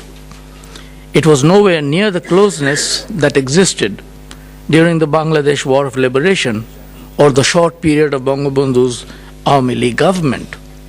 Nevertheless, progress was made during this time, for the first time, on water sharing of the Ganges, with an interim agreement signed between the two countries and a movement on other trade and economic issues that had been brought to a standstill by the August 1975 events. Bangladesh-India relations during the 1980s and 1990s, while not frigid, was not exactly very warm, as each successive government in both Bangladesh and India remained wary of each other, depending upon which party was in power in either country, while conducting diplomacy. What remained in place was mutual respect for each other's sovereignty and non-interference in internal politics. Though the India factor loomed more significantly in the politics of Bangladesh than the Bangladesh factor in Indian politics. The Awami League government of Sheikh Hasina since 2009 has, during its current tenure in office, for reasons quite inexplicable and incomprehensible to most Bangladeshis, brought about a paradigm shift in Bangladesh-India relations, which appears to have seriously compromised Bangladesh's sovereignty, encouraging, some would even say inviting, Indian interference in domestic politics, and made concessions to India on a whole range of issues of Bangladesh's national interest without any worthwhile reciprocity from India. This paradigm shift has in the short run naturally had more success in restoring warmth in Bangladesh-India relations than what previously existed. But the long-term ramifications of these recent developments in Bangladesh-India relations are, at the very least, most worrisome to a majority of Bangladeshis. First and foremost is the role of India in recent domestic politics of Bangladesh and the January 5, 2014 court elections that have been elaborated in the keynote paper just presented. Treaties, agreements signed during the early years of Bangladesh-India relations, though promptly implemented by Bangladesh in good faith, have over 40 years remained unfulfilled by India despite periodic assurances of implementation that has been proffered by India as a good and friendly neighbor.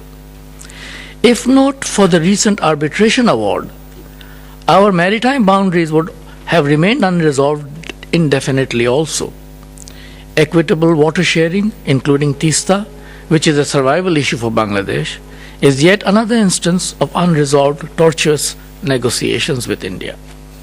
This baggage of unimplementation of past treaties lays an exceptionally heavy load and burden on any government in Bangladesh to move forward with confidence on a multifaceted relationship that should be mutually beneficial and indeed desirable between two neighbors such as our two countries.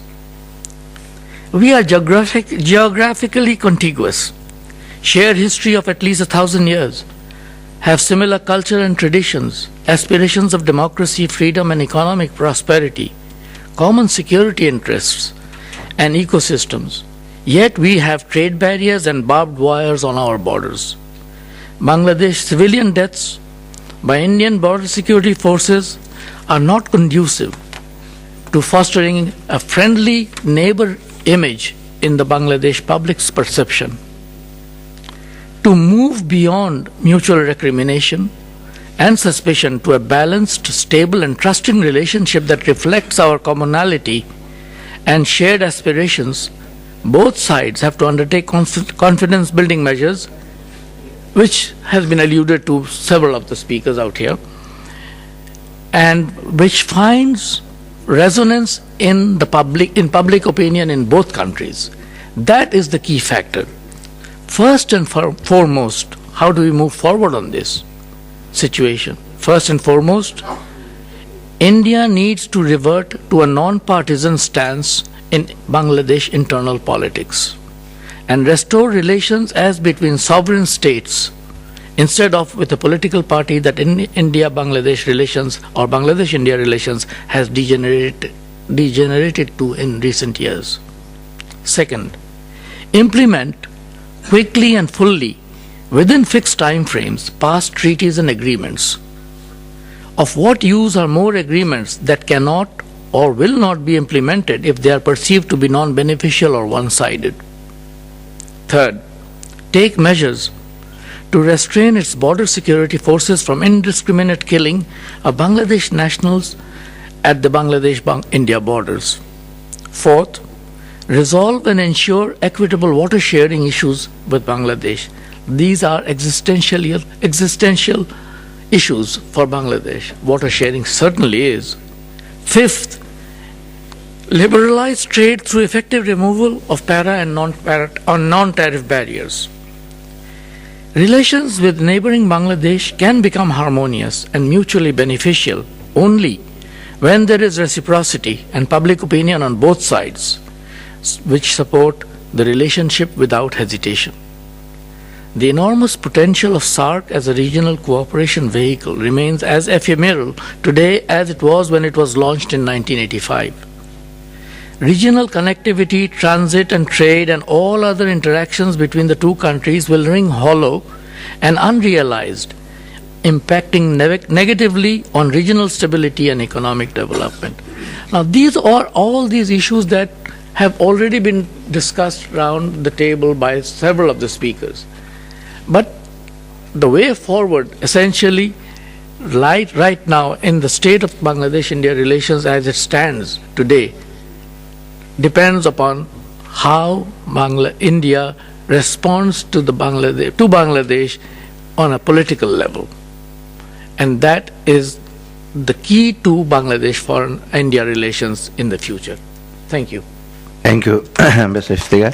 So I'll bring in Mr. Shamsher Mobin Chaudhry, who is a former Foreign Secretary. Thank you, Chair. A very good morning to all of you. Like others before me, I thank and deeply appreciate the initiative of the Dhaka Forum, which I think is extremely timely and very, very important. I also thank Ambassador Sirajul Islam for what I thought was an extremely precise and comprehensive keynote paper, which he then went on to discuss at some length. I started off by saying a timely initiative. It is indeed, I think, a matter of some despondency that we should be discussing Bangladesh-India relations or how it should move forward in the month of December, when 43 years ago in this very month, we were celebrating together what we thought was a great common cause. It was a period, a time when both Bangladesh and India, the people of Bangladesh and India, identified a common enemy, had a convergence on the goal, and had a common cause for which people in both Bangladesh and India were willing to sacrifice their lives. Today, more than 4 decades on, we are discussing issues like confidence-building measures, as Ambassador Farooq Subhan has said. We're trying to find ways how we take the relationship to a win-win situation, far removed from the period of 1971 when we thought that should have been the defining moment of how our relationship moved forward. So, frankly, something is fundamentally wrong with this relationship. Well, I thank all the speakers for the empirical evidence they have provided in explaining the problems or the fault lines in this relationship. I especially thank former State Minister Abul Hassan Chaudhry for putting it also in a philosophical context. So it's a combination of a philosophical issues backed by empirical facts that keeps on bringing us back to this issue of how we manage or move our relationship forward where we can have a win-win situation. Now, almost every speaker, and in fact Ambassador Siraj's paper talks a lot on the aspect of security cooperation between Bangladesh and India. And much has been made of a qualitative change in this aspect of our relationship during the Awami League government from 2009 and the current regime here. My question is, does empirical facts back this claim that there has been much achieved in the area of security concerns of both Bangladesh and India? If I look at some figures, in 2006, or by the end of the year 2006, the JMB, which was a recognized source of terrorist threat and action, was virtually decimated. The leadership were all behind bars, all were tried and punished by the courts. And everybody was of the opinion or feeling that perhaps that was the end of the JMB. But today, as figures would show, that the JMB is much more stronger in numbers, have far greater organizational capacity, and have emerged as a source of threat not just to Bangladesh but also to India. So I think something is not working in that security aspect as well. The second factor, and I'm taking this point from Mr. Abul Hassan Chaudhry's statements, a couple of years ago, the Gateway House, which is a very well-recognized think tank in Delhi, had a seminar on India's relationship with its neighbors, and there was very prominent speakers from each of the South Asian countries at that seminar. And if one had gone through this huge report, which I took the trouble of going through, all the speakers from the 7 other countries other than India, including Afghanistan, had one common factor in their statements, in their position papers, was the issue of trust deficit. Whether it was the Bangladeshi speaker, as represented by Mr. Mahfuz, or Nepal, or Sri Lanka, or Maldives, or Bhutan, and even Afghanistan. So has the trust deficit issue been seriously addressed, and has it gone away? I think if you ask the people of Bangladesh today, it has not only not gone away, following what happened in in December last year, it might even have been reinforced to some extent. Ambassador Siraj also talked at length of BCIM EC, and he said, or he felt, and perhaps he has evidence to back that there is a different approach on this issue between the previous Congress or UPA government in Delhi and the current NDA government. I would expect him, if time permits, to explain why this difference of approach? If the BJP government has some concerns about this whole concept, especially its location in areas of eastern India, then why did the Congress not share that concern then? So is there something else other than what we have talked of? I was tempted to ask, has the new BJP government, Mr. Modi, had formulated their position or policies on Bangladesh, or is still under construction in internet language? But I guess Ambassador Siraj's last paragraph, the concluding paragraph, answers that to a great extent. It is very much under construction. But does that serve India's interest to keep this very important and very key issue of Indo-Bangla relationship in balance and see how things emerge? I'm not so sure it does. My one other question to people who have dealt with Indo-Bangladesh relations over years, and that includes former State Minister Riaz Rahman, who has spent years and years on India-Bangladesh relationship.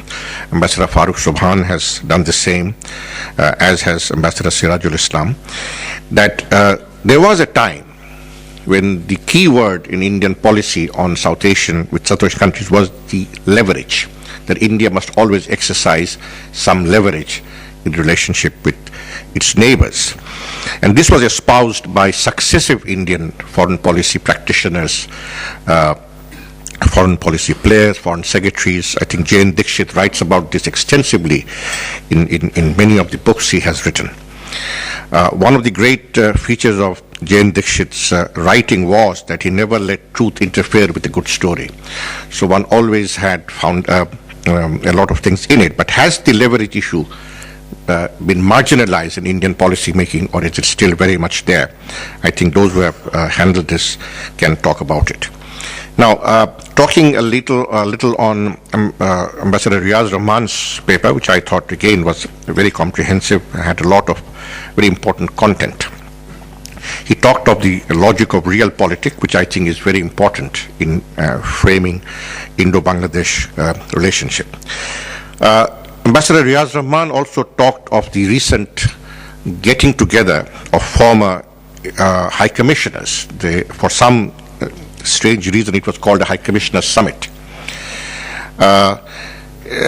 where a number of former Indian High Commissioners to Bangladesh were present, and a number of Bangladesh former High Commissioners to India were present, also others who had dealt with this relationship. Now, Ambassador Riaz Rahman called it perhaps the evolution of a platform. But what was discussed and what I saw in the, unfortunately I could not be at that meeting, although I was being invited because I happened to be out of the country, were only making pious wishes of how India-Bangladesh relationship should move forward. It is a common pattern among Indian foreign policy practitioners to develop a sense of candor after they have retired. These problems existed when they were still in service. Why were they not being more open about them when they were in the job? And how much of an impact those deliberations would have in foreign policy making in the present Indian establishment for the future? I think that is very important. It's no point going after one seminar from the other and making all those wishful things if they do not become part of policy making both in Bangladesh and in India. I think border killing featured in all the statements prominently. I was wondering if the former Indian High Commissioners or the former Bangladesh High Commissioners at that seminar asked this question, that how many non-military personnel have been killed along the Sino-Indian border, although they have a major border issue, or even how many have been killed along the Indo-Pakistan border, non-military personnel. Do those figures compare with anything that Bangladesh has been subjected to over the years? And I don't think it will make good reading. Ambassador Farooq Subhan talked at length on the deep sea port issue. And he was optimistic that during the visit of the Chinese foreign minister, this would feature prominently. I would be very hesitant to share his optimism, because I think the current regime in Dhaka has done a great job of taking what was a given into the realm of uncertainty. Today, it is the most uncertain issue, although it is of great importance to Bangladesh. I think it has been seriously mishandled. Everybody is now kept hanging whether this will at all go forward, when it will go forward. And I would think it's a great tragedy for Bangladesh, because I was in Sri Lanka recently and I saw how much Sri Lanka has gained from the Hambantota deep sea port constructed and managed by the Chinese.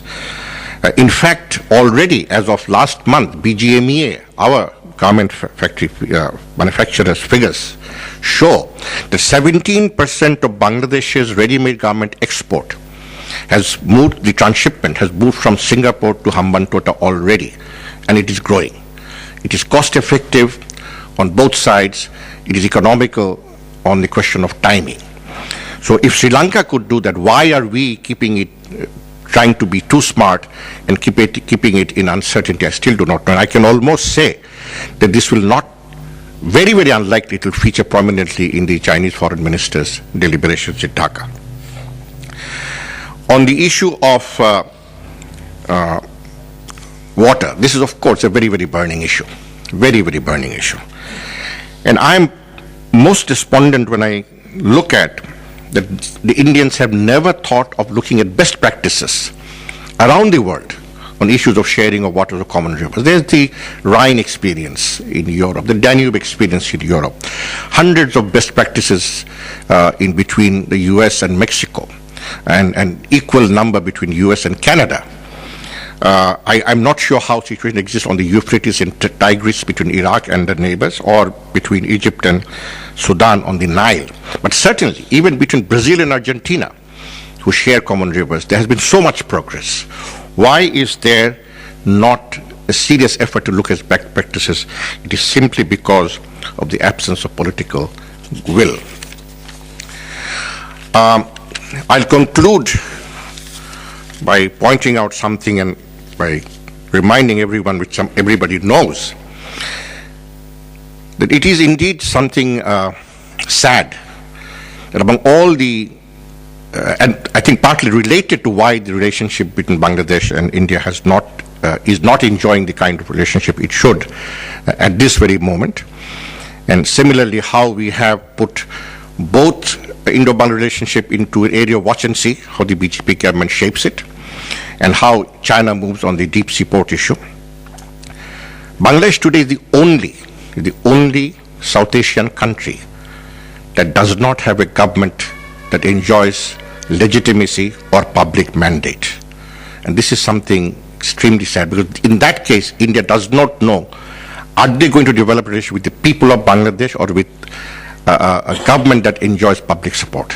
And I did think this is going to be a major impediment as Bangladesh tries to manage the relationship with India. I thank you very much. Thank you, Ambassador Shamshir. I think there's a good example of Mekong River Commission also, which is very, very effective. I'll bring in now Dr. Mustafiz, because he, in fact, worked with BCIM. And, of course, Mr. Ishfaqillah is there, and Mr. Ambassador Moshin and Ambassador Munshi Foyz. So we'll gradually take them. Dr. Mustafiz, please. Thank you, Chair. I would like to register my deep appreciation of this very kind invitation by the Dhaka Forum extended to me to share some of my thoughts on an excellent paper by Ambassador Sirajul Islam. I must confess that I don't agree with all the arguments, but I have to say that this is a very timely paper, and there are a lot of good suggestions which we can think about and take forward. I'm a student of economics, so I will try to look at his paper and what has been said this morning from the lens of an economist. Of course, our views reflect the realities, but also at the same time, the way that we look at things also shapes the realities that are there and that will be in future. So it's very important that we have that perspective. I will give just one or two examples. For example, we have heard for long years that if we give connectivity to the Northeast, our captive market will be lost. Often not recognizing that our trade with the Northeast is minuscule because Northeast consists of another 7 least developed countries. They don't have the purchasing power. And so if the Northeast really develops, I think then they have the purchasing power, and then they have and then they become the captive market of Bangladesh. So sometimes we don't recognize that, and we don't remember what is the trade volume with Northeast. It's minuscule. It's $70 million only.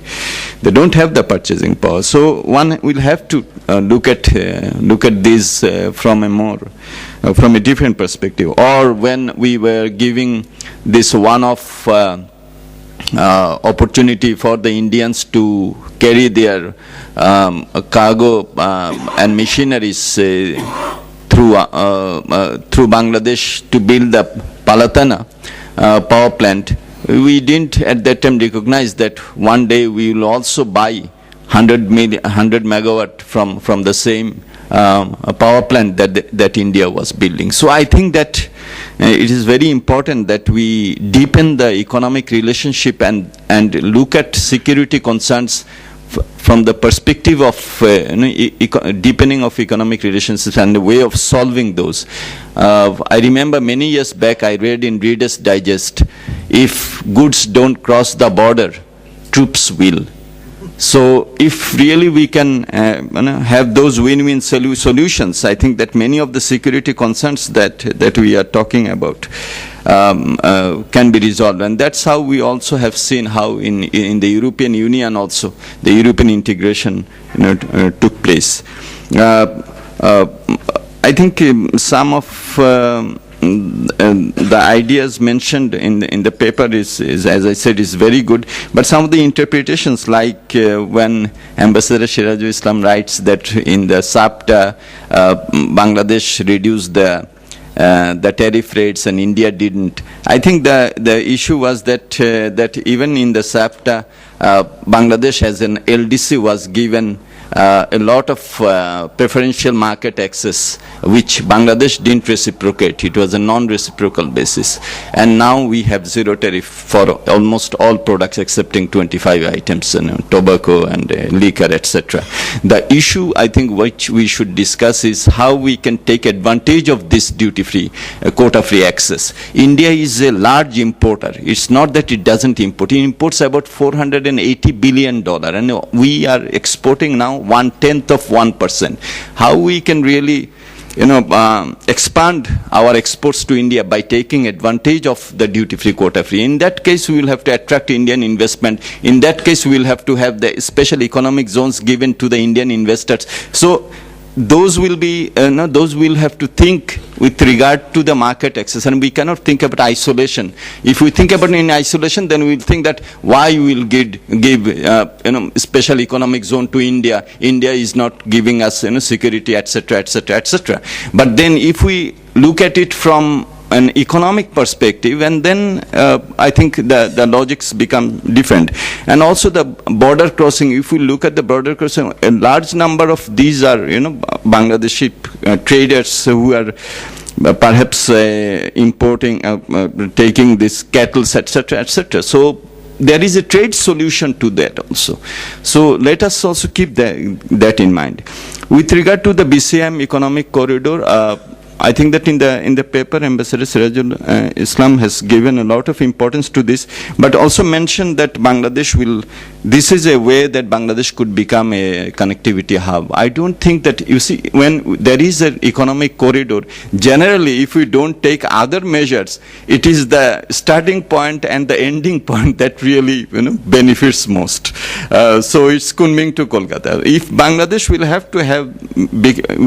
have to become the hub, then we will also have to link the corridor with the southern route to Chittagong port, Mongla port, and then it becomes a hub. If we want to do that, then obviously there is a need to have a lot of investment, Indian investment, Chinese investment, and if we want to make the deep sea port viable, there also I think that China's and India's cargo will be important, and also of course Myanmar. So what I would like to say that some of the bilateral relationships can also be resolved through variable geometry. Variable geometry meaning that, we have, for the deep sea port, we have China, India, Bangladesh, and if we go for water solutions, it will be Nepal, Bhutan, Bangladesh.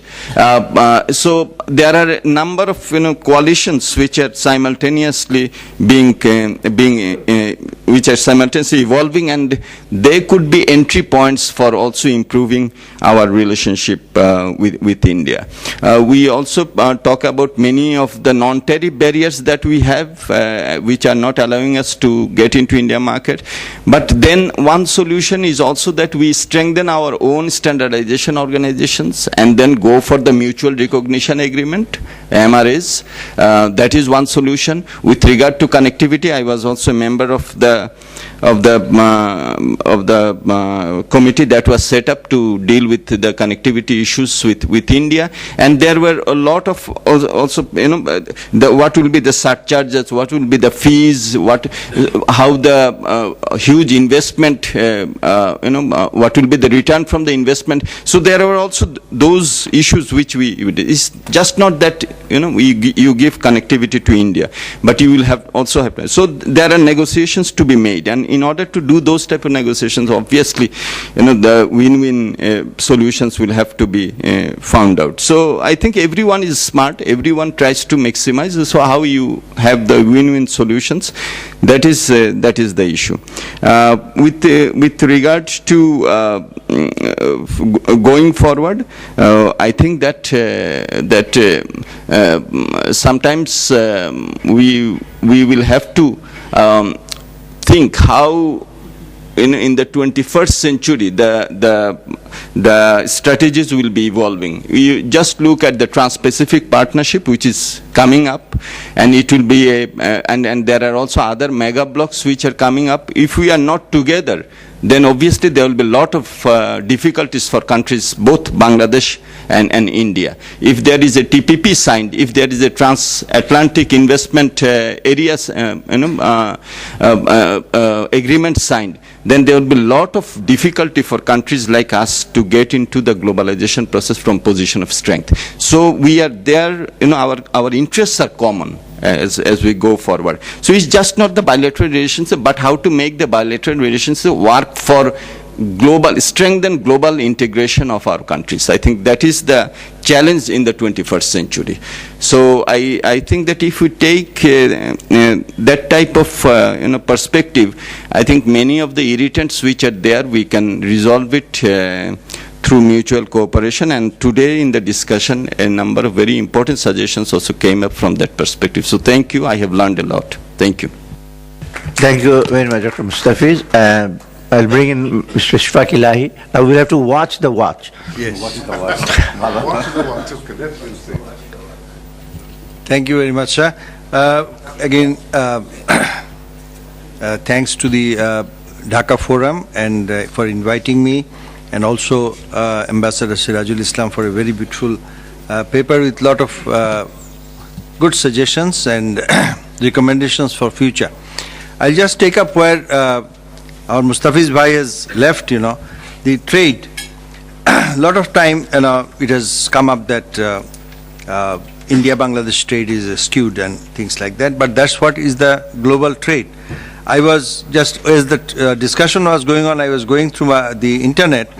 From as high as 20:1, Bangladesh-India trade is now 9:1. And the volume of the trade has increased tremendously, and the Bangladesh's participation in the trade has increased in a much higher rate, so that now it is 9:1 from as high as 16:1 about a decade back.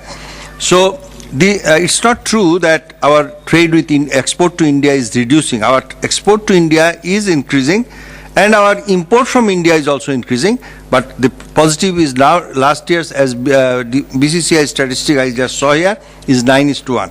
Similarly, our trade with China is also growing, but it is still 16:1 against us. So we are importing 16 times more goods from China, but not much of it is hurt. Similarly, our trade with Japan, 2:1. Our trade with Korea is almost 3:1.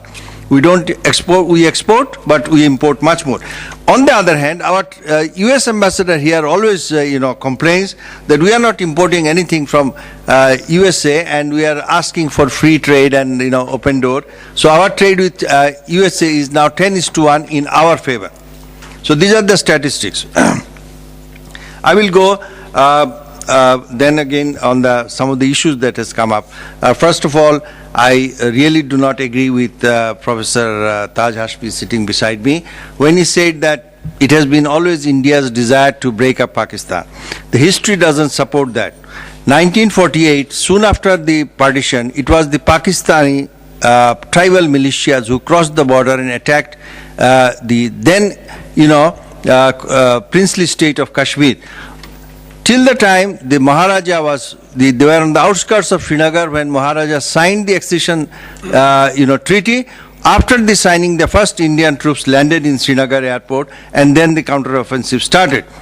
Again, in 65, it was Pakistan who sent in their regular army. They're not this time the tribal Laskars, but regular commandos into India, and we are all students at that time, and we believed what was being broadcasted on the Pakistani radio. As the freedom fighters in Kashmir, they opened a radio station, Sadai Kashmir, which was actually located in the Pakistani side of Kashmir, and the Indian Prime Minister gave warning. On the 2nd of September, he said that we shall retaliate unless you stop. The regular Pakistani army had already advanced on Cham, and he said that if you don't, then we'll counterattack at the time and place of our choosing. So which they did on the 6th. So in 65 war again. In 71, let me say there has been lot of comments. Of course, every nation works for the interest, but India was totally caught unprepared in March 1971 of what was happening in Bangladesh. They were not prepared, and it took many months of preparation. Initially they were apprehensive because there was a huge Naxal movement was going on in West Bengal, there was a political crisis, economically India was shattered, and with all these refugees and all, they really didn't know. And there is strong evidence to suggest that Indira Gandhi was looking for a political settlement till as late as October, November. And when that finished, the military option was taken. So it was not something that India was preparing. Bangladesh movement will come up in 71 for a long time, and they were hatching conspiracies. I think this was not really, in my opinion. Also, he said that, I'm sorry to say that I have served many years in our staff college and the NDC, where we have a unique gathering of Pakistan, China, now China, but at that time we had Pakistan, India, Sri Lanka and Nepal, students, senior military officers coming, and we always found that they were in the, they were natural friends, you see. And same thing when I had my training in USA, and we had the Sri Lankans and the Sri Lankan military officers and the Indian military officers and the Nepalese military officers, and some of us have remained friends for years. So it's not, I do not say, yes, about Nepal I would agree that at some time there was anti-Nepalese feeling, anti-Indian feeling, but that Nepal, India has become a four-letter word, I think is something which I do not agree at all, because Nepal and India has a very strong relationship. Millions of Nepalese are working in India, and in fact Nepalese are military officers and military soldiers in the Indian army. So, that couldn't be true. And as late as 1999, again you see in the Kargil incident, it was the Pakistani military who crossed the border into Indian part of the line of control and stationed there and occupied the Indian positions which were vacated due to winter. So again and again I would suggest that, I will not agree with your hegemonic theory. About the division of Bengal, sir, I would say, raise this issue again because it's a matter of Mr. history. Speaker, can you delve into economics, politics, and geography? Okay. Less on Because, history. No, these things please. came up. These things. No, history. Then we'll have to go back to Ashoka's period and other things. Thank you very much. No, but Thank you. certain things were not Let us right. come. And- No. Okay. With fine, due fine. respect, Okay. it is economics, politics, and diplomacy. Okay, That is what water, is about, maximum. I'll come down straight to the water, is that we have to do our homework.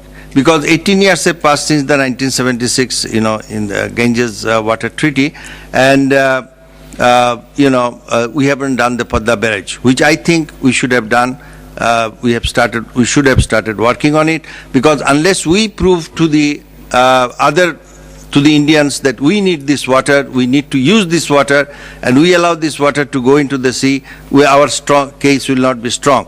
About the power trade, some things have been talked here, and now I clearly remember when there was a proposed gas pipeline from Myanmar to India, and there are people here who are saying that our sovereignty and our integrity, national security will be at stake if this gas line goes through. But I think we missed that, and now we are asking for it. But I hope that there is a gas line which goes from Myanmar to India, through Bangladesh to India, and we can tap that. About the India-China, the future relationship, let me say that I was just again going through, in 2011 from $73 billion, now it is close to $100 billion. And it is against India, is on adverse India, 32 billion less. India exports about 30 billion, they export about 60 billion into India. But I feel that both sides have now come, although there is a long line of dispute there, but I think that India-China relations will develop, and in that we in Bangladesh need to tap ourselves in this loop, that the southern Silk Route that is now coming up, they are talking about, and it will go through Bangladesh. And as someone said, that we should not be just Mustafiz Bhai said that we should not be on just a transit, but we should also tap from that. And it is indeed, we should use this, our global position between China, India, and also Japan, and get their investment, get their, we should get the best out of this, our global positioning. And there comes the deep sea. I think that why should it be a totally forgotten issue? I don't know. I mean, if this is economically viable, and it will be viable if we get all these countries involved, then we should really pursue our these deep sea port and other issues that are, like power, for example. Chinese are coming up with large power projects. Indians are coming up with large power projects. So we should accept this, and we should go forward. I don't find any reason why we should be gloomy for our future. Thank you. Thank you, Mr. Speaker. We have a very long line of speakers, so please be a little bit brief. Now I'll bring in Mr. Munshi Faiz, Chairman of BIIS. There is a long line. Ambassador Zamir is there, Dr. Dilara Chaudhry, Ambassador Mumin, and Ambassador Mohsin Ali Khan. Okay, we'll bring you in. Mr. Munshi Faiz, please. Thank you, sir. Let me first congratulate my teacher and senior colleague, Ambassador Sirajul Islam, our beloved Shabuj Bhai, on a very thought-provoking presentation. But it helped raise a few questions in our minds. And I think that was the purpose, one of the main purposes of this presentation. But because there is a lack of time, I think I'll try to be as brief as possible. I'll first make a few comments about the presentation itself, and then raise a few of my own questions. I think the presentation tries to describe the challenges in Bangladesh-India relations, but does so rather partially. Doesn't go into everything. Not really dealing with the hard issues in great depth. However, subsequent discussions amply filled up the gap. So I will not go into the specific issues in any depth either.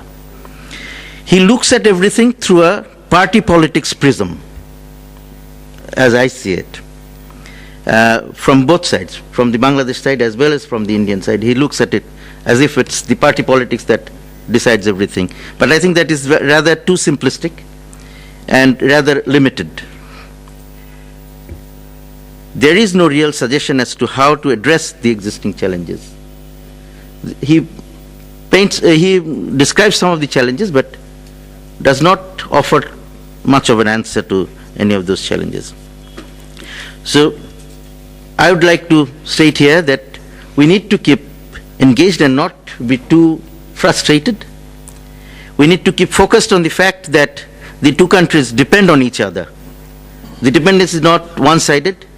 We depend on India for our security. India depends on us for its security, and of course much more. Trade, connectivity, tranquility and discipline at the borders, all these come in. And of course the huge issue of water and security and food security, all of that. We need to make sure that we are not bypassed.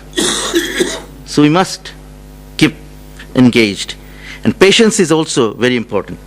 Patience and persistence. There is no alternative, because if I approach a party with some request, if they do not respond positively, I cannot just give up and go away, because there are no alternatives.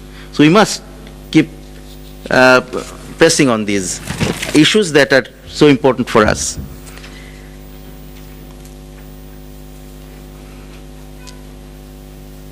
The paper presented dwells a lot on how not much has been achieved by the Awami League in spite of a more positive or quote-unquote differential attitude to India. One could ask, what is there for the other party to show for their efforts in pursuing a more competitive or confrontational approach with India?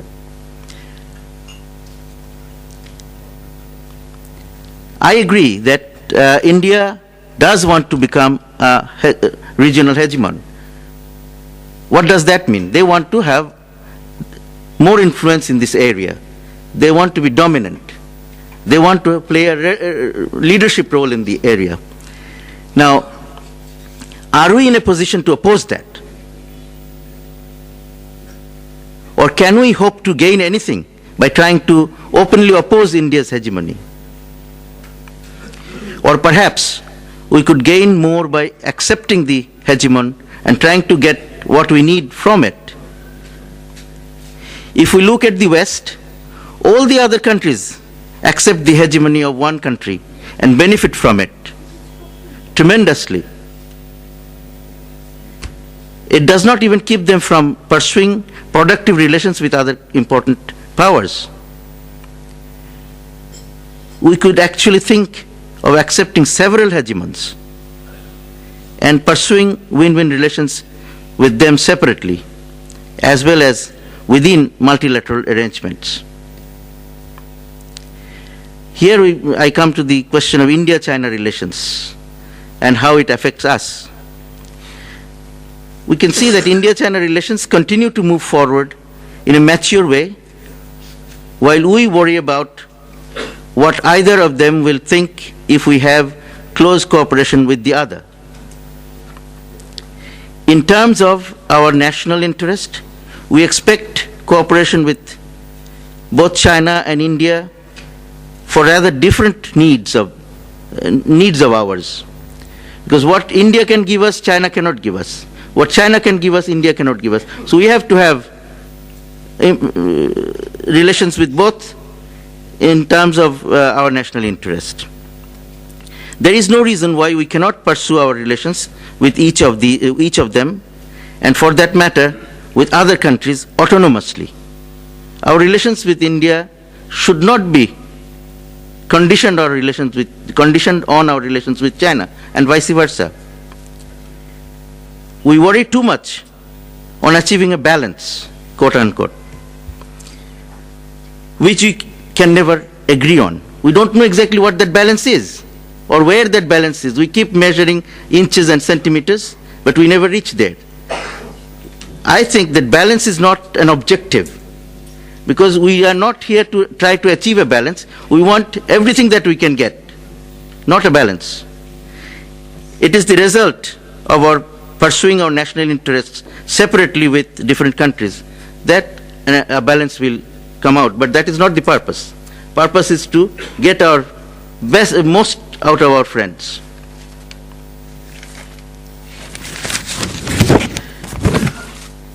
Couple of final thoughts.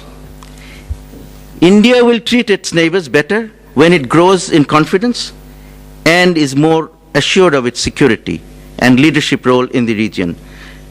When it does not treat us well, that means it's still very worried about its own position there. It's not assured that it can lead. So when it feels that it can lead, it will treat us better. Similarly, I also echo the sentiment that we will have more negotiating strength if we have greater consensus domestically about the priorities around which to pursue our relations with India. While pursuing our relations with all our friends bilaterally, we must grab all available opportunities in the form of regional, sub-regional, and various other forms of multilateral cooperation in all areas, including trade and investment, economic development, connectivity, unhindered movement of goods and services, including natural persons, and climate change, and all the rest. Thank you. Thank you, Mr. Fuzz. It's good to be very patient, but Lord Keynes said, in the long run, we are all dead. So if you wait for indefinite period, I'll bring in as ambassador after Mr. Mohsen Ali Khan, huh? And Dr. Dilara Chaudhary is also there, then Ambassador Mumin is also there. So please be a little bit brief. Lunch is getting cold. Lunch will not get cold. Let's see if you can finish on time.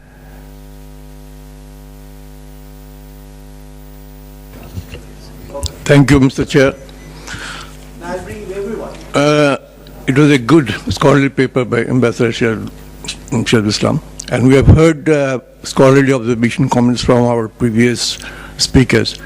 Perhaps it would have been better if some Indian diplomat would have been present here, or some journalists, media people were there. So what we are discussing, they could report to the concerned authorities. Anyway, you know, during the visit of Mr. Pranab Mukherjee, now president, he said that India would like to deal with not only one party, political party, but of the people. And we were glad to hear this. And all the political parties, major political parties, including BNP, welcomed it. And we hope that the present government, present India, also think in that way. And we remember that before the election, some Indian diplomats in Dhaka and New Delhi, they said that whoever party comes to power will be willing to work with them and will provide all socio-economic technical assistance to them.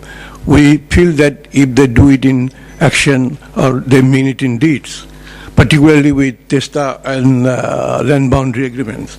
So another thing is that developing a bipartisan India policy would be very helpful. Unity is strength. If our people, particularly the intelligentsia, journalists, academics and others, if you could talk in harmony in dealing with India, then perhaps it will be very useful to get things from India. So I would suggest that this should be done. And few other suggestions from me, that is a role of our media to create public awareness about Bangladesh-India relations, etc. And also opening of our TV channels like Channel I, ATN, TV, etc. That will be helpful. And then our track to diplomacy. And also finally I would say that dialogue or public relations activities more with West Bengal political leaders and West Bengal media would be helpful in really shaping more win-win situation between Bangladesh and India. Thank you very much. Okay, thank you. Thank you, Mohsen. A pleasure to give the floor to Ambassador Mohammad Zamir.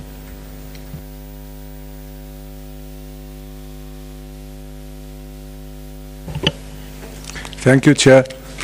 One of the advantages of speaking towards the end is that you have had the occasion to hear from others and learn. And that's an important feature of any discussion, because in Milton's Areopagitica, he said, non scholae sed vitae decimus, which is not for school but for life we learn. And then he says, discussion is knowledge in the making. But in that context, I will also mention that we have had a situation where we have really in great detail discussed bilateral relationship not only with India but also the regional parameters. But I'm only hoping, Chair, that you are taping this, and this is an important feature of today's conversation and dialogue. It should all be taped, transcribed, if necessary not in writing but downloaded into a CD, which should remain in active archive profile. Inshallah. Because this is important, because if you're going to develop as in terms of international capacity, if you have this already there and you uplink it into your web portal, then in that case that will show the seriousness of the organization. And this is just a helpful suggestion. That is something which needs to be done. Then also the minutes of the meeting should be transcribed sooner than later and put up in the web portal, because that will also help others to know what you have done. Because what you have done today is extremely good. You have managed to give vent to all aspects of bilateral relations. Now I'm saying this because the first file on India in bilateral relations with Bangladesh was opened by me in the Foreign Ministry, when many of the people who are here, sitting here, were not in the Foreign Ministry. I'm talking of 21st of January 1972. And it happened because of something which was very interesting. It happened because Mr. Jane Dixit came to visit along with Mr. Chandrasekhar Dasgupta. And when they came in, and Arundhati was there, Chuku and everyone else, they had a large bundle of papers. So I said, what are these papers about? He said, well, the High Commission at that time was in road number 2, Dhanmandi. A lot of persons of Hindu origin who had left Bangladesh and gone across the border have since come back and found that their land has been dispossessed, and they came and filed applications with us. So we are giving these applications to you. So I said, why are you receiving these applications? Because we are a sovereign country. And if they have to go for seeking judicial process, they should go to our police stations. So I refused to receive these papers.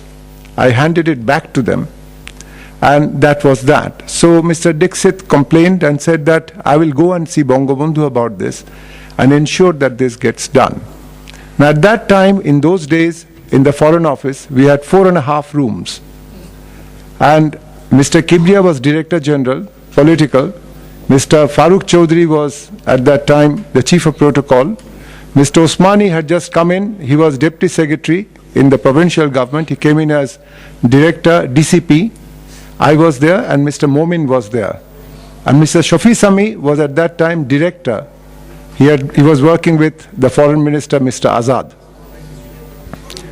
At 3 o'clock in the afternoon, I'm giving this as a background, at 3 o'clock in the afternoon, we received a call from Mr. Rafiqullah Chaudhary, who was then Secretary to the Prime Minister's office, and the father of the present Speaker. And he said, well, there's someone who has refused to accept papers. Could you please send him? This was a phone call made to Mr. Kibriya. Send him to meet Bangabandhu in what is now the Foreign Affairs Training Institute. His office was in the first floor. Now I'm giving this background because you must understand that the historical aspect. So when I went there, I had a meeting with him, and at that time Bangabandhu said, we are a sovereign country. They should not give these papers to us. They should not give these papers to the Indian High Commission. They should give it to the police station. And that was the beginning of, as ambassador, one of the ambassadors sitting here on my left said, the reason why the Indian troops were withdrawn from Bangladesh on the orders and request of Bangabandhu was that. That is what started it. Today, as we have moved forward over the last 4 decades, And Ambassador Momin Chaudhary was in Calcutta playing a very important role at that time. He was there in the Deputy High Commission. He will recall that the effort was always made to try to arrive at least common denominators. And the LCD principle is what guided the basic principles of foreign policy in the earlier first 4 years. And that is what needs to be done even now. Because if we can move forward together, then we can really move forward and bring the entire region along with us.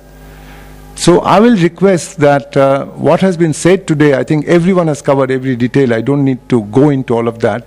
But on matter of water issue, I think this forum should stress on this matter, that the Convention on Non-Navigational Uses of International Water Courses, which was ratified in the late 1990s, has not been ratified by us. And it needs to be ratified, because I was one of those who drafted it, I remember, along with Justice Aldrich, in the 6th Committee, in the UN and also in Geneva. If we are able to ratify that, then the international pressure for stopping the inter-river linkage system in India can be brought into bearing. And that is not being done. It has not been done for the last few years under 2 governments, but that needs to be done. I believe that it needs to be done. The last point is that I think also very seriously that this forum should seriously address the question of the blue economy and how it can be brought, not just the deep sea port, the blue economy in its comprehensive term. Because if you can have a discussion on that, what are the various aspects of the blue economy, how everyone concerned can participate together. Japan, I know Korea is interested now, India, China, how America or Denmark or Germany, how all of them can come together, Netherlands, because this is the only bay in the world which has never been really properly exploited. And I was reading an article in the Daily Star the other day from a professor who wrote from Los Angeles, saying that according to his knowledge, there is about 200 trillion cubic meters of gas in the Bay of Bengal. I don't know if it is right, but he's saying that Bangladesh will be eventually the largest gas producer in the world. I don't know if that is correct also. But we need to discuss this more seriously in terms of potential and prospective common elements. Thank you very much. Thank you, Ambassador Mo. I'll bring in Professor Dilara Chaudhary, and then Ambassador Momin is also.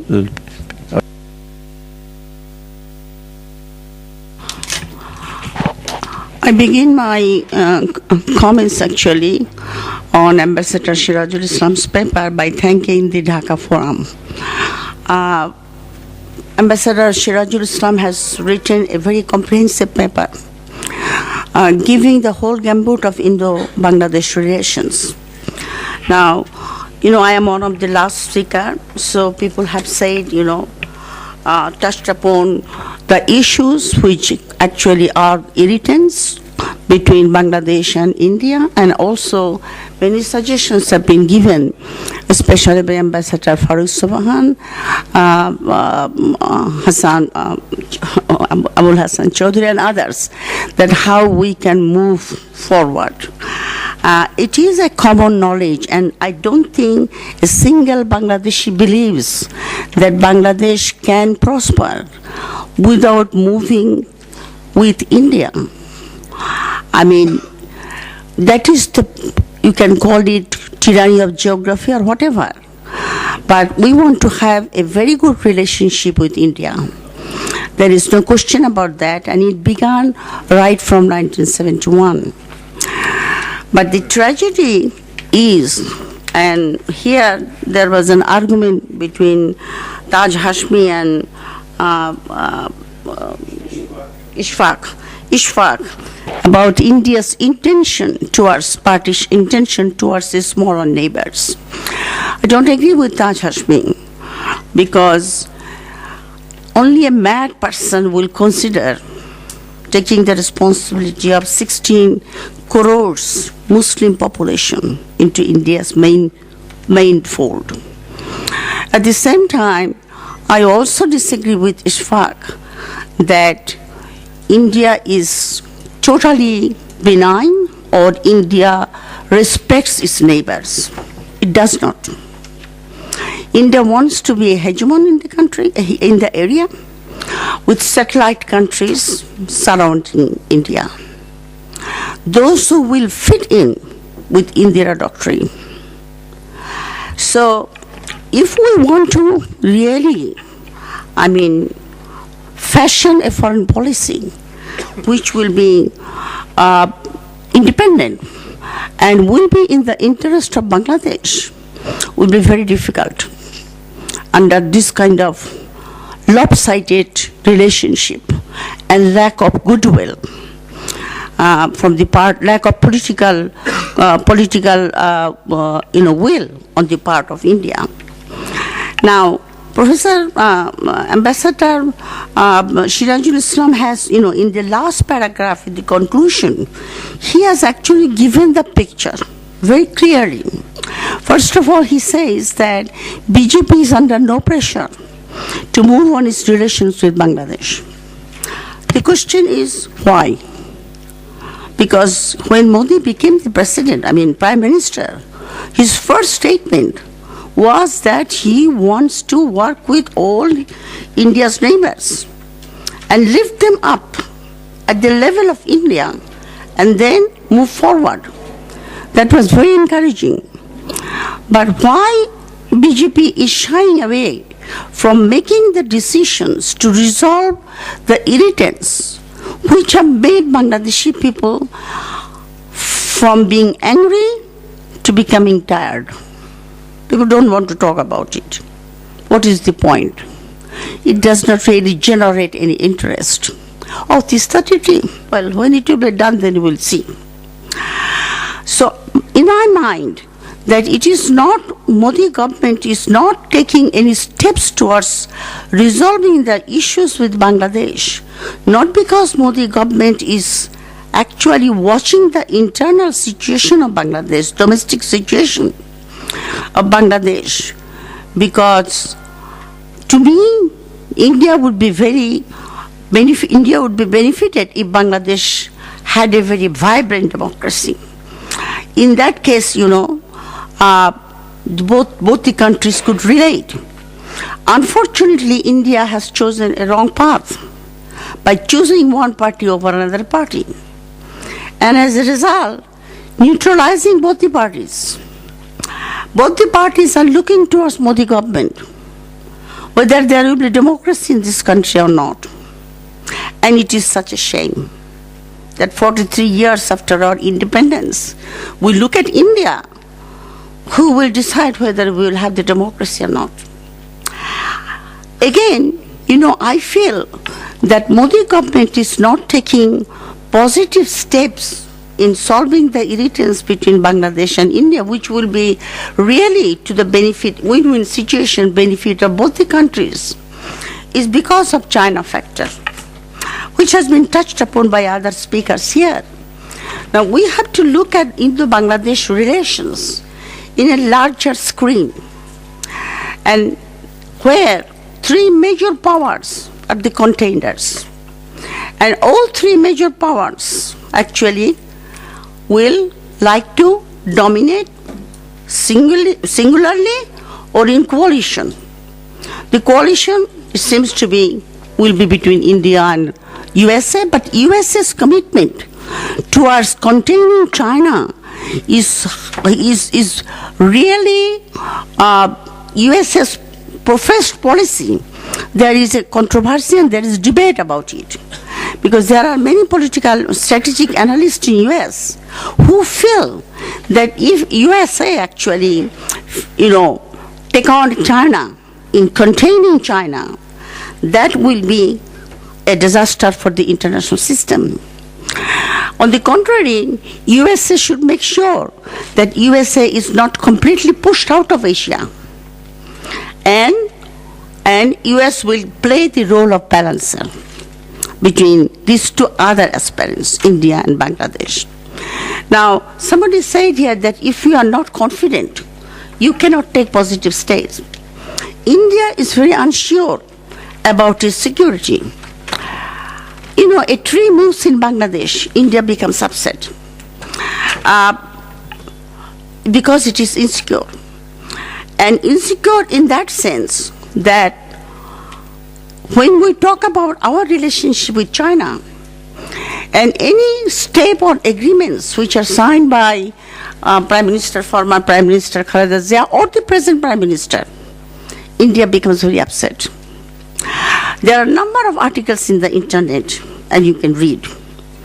What the Indian strategic analysts have said about the purchase of these submarines, 2 submarines which have been bought by the present government. Now one of the writers goes to an extent that these 2 submarines will intrude into Indian waters. And not only that, these submarines have been bought to fight with India.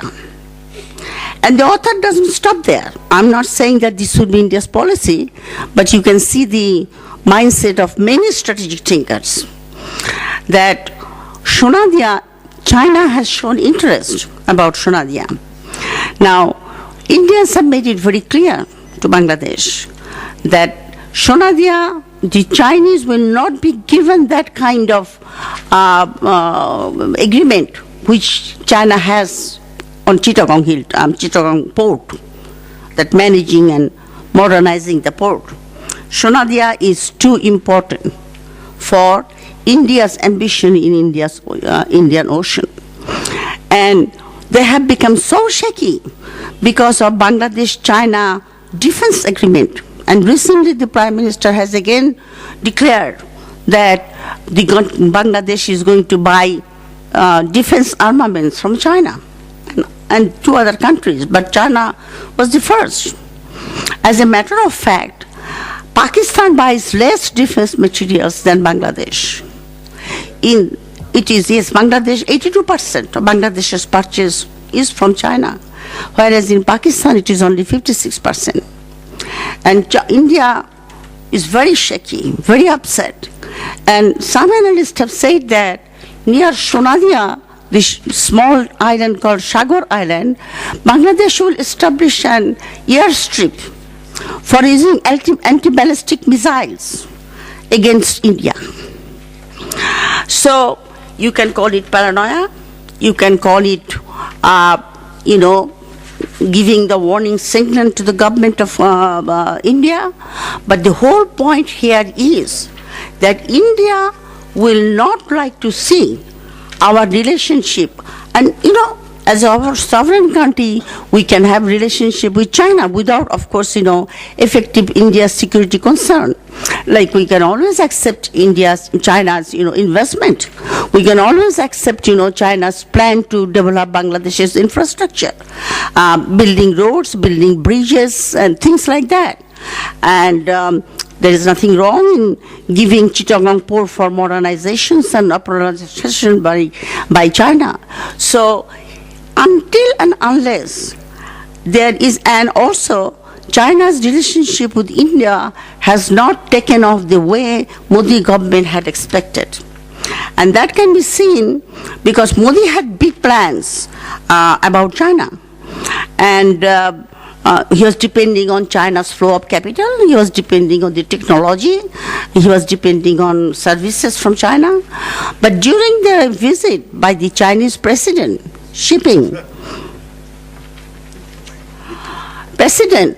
it transpired that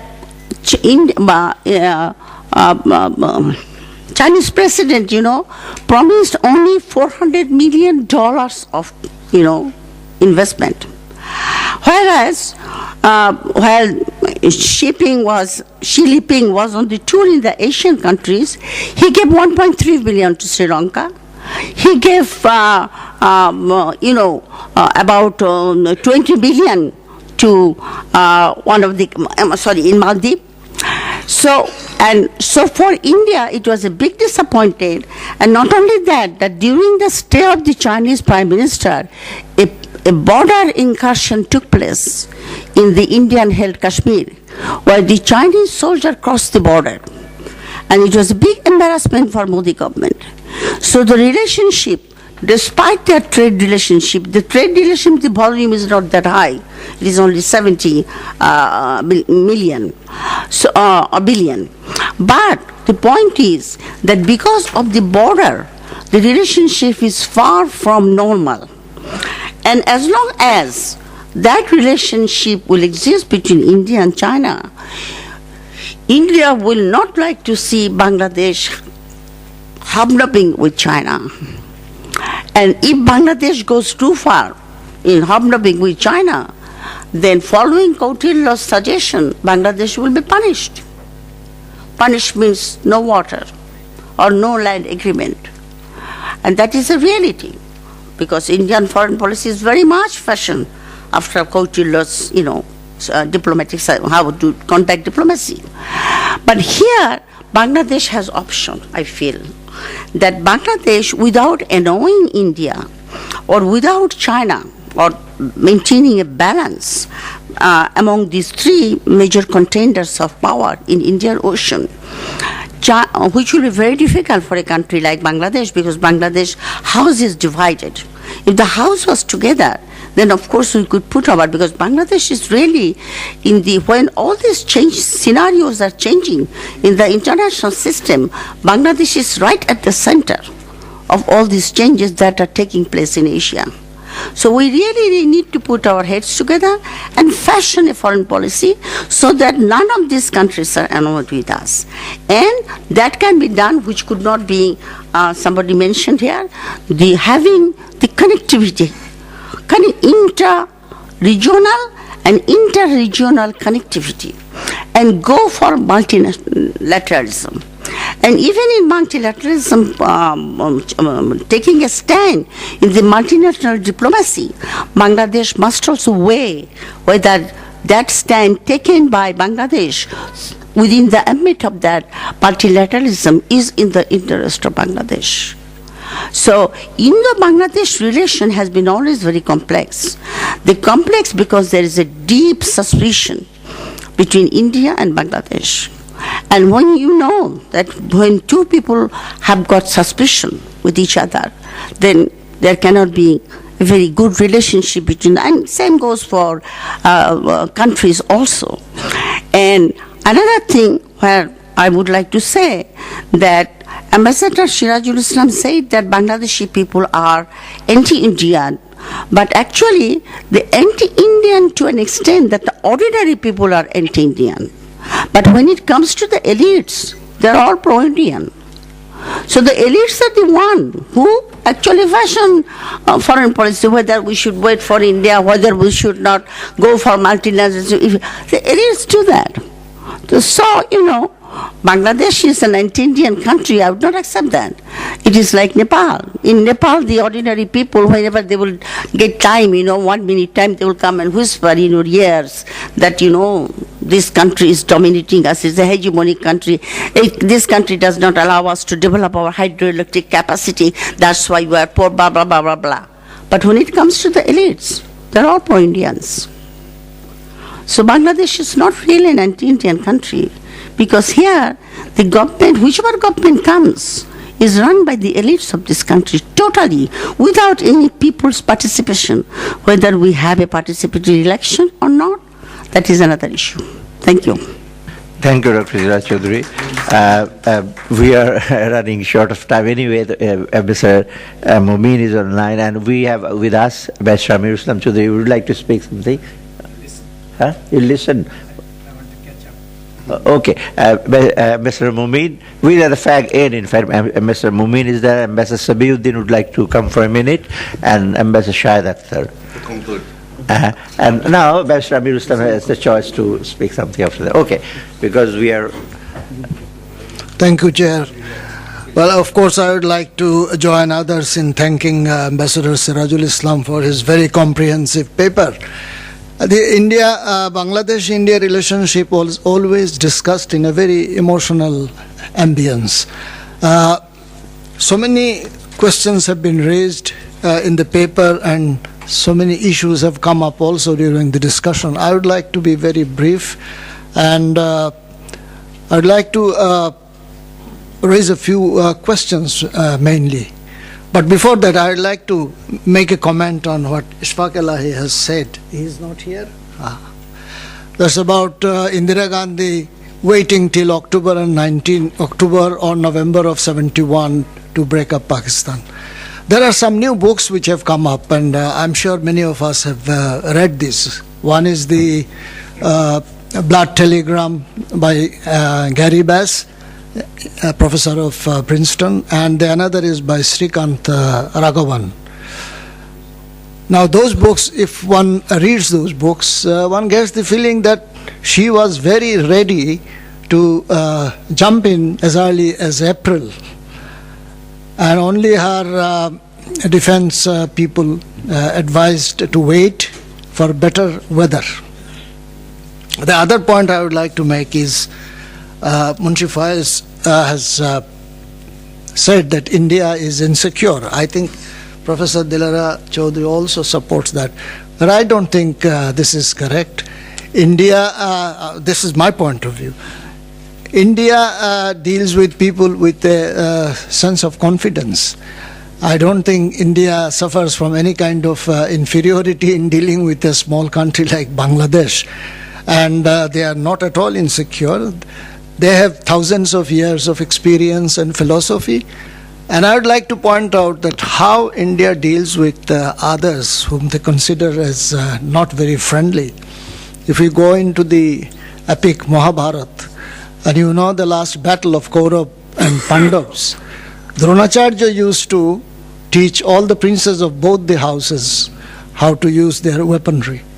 And at one point Dronacharya was on the other side, and he was the battle was almost inconclusive. Then the philosopher guide of the Kauravas, they came and told Yudhishthira that you have to kill Dronacharya. He says, impossible. He is my guru. He has taught me how to use the weapons. Same was with Arjun. Then he brought in the philosophical aspect, and he says that if you don't kill the enemy, you cannot establish peace and you cannot advance civilization. So as far as India is concerned, when they come to opponents, there is no prisoner taken. So let us forget about all these issues that India is going to be, soft on us, or India is going to be hard on us. India is going to be India, and whatever is India's interest, that will be pursued by Indians. I don't think the issue can be resolved, India-Bangladesh relation, from the point of view of economists. Economists are great people. I have read economics, but they have never made great politicians. In fact, whatever is the reason, but they have always failed. When they were given an important assignment, from political point of view, they have been miserable failures. But I do understand that from Bangladesh, there is a group of economists, think tanks. My friend Farooq Subhan is one of them, who believe that if you can resolve all the economic issues and bring interdependence between India and Bangladesh, or bring some kind of an integration of economic integration, then political pieces will fall in place. Well, we have waited for a long time, and we will still wait for another period of 5-6 decades to see that if it will materialize.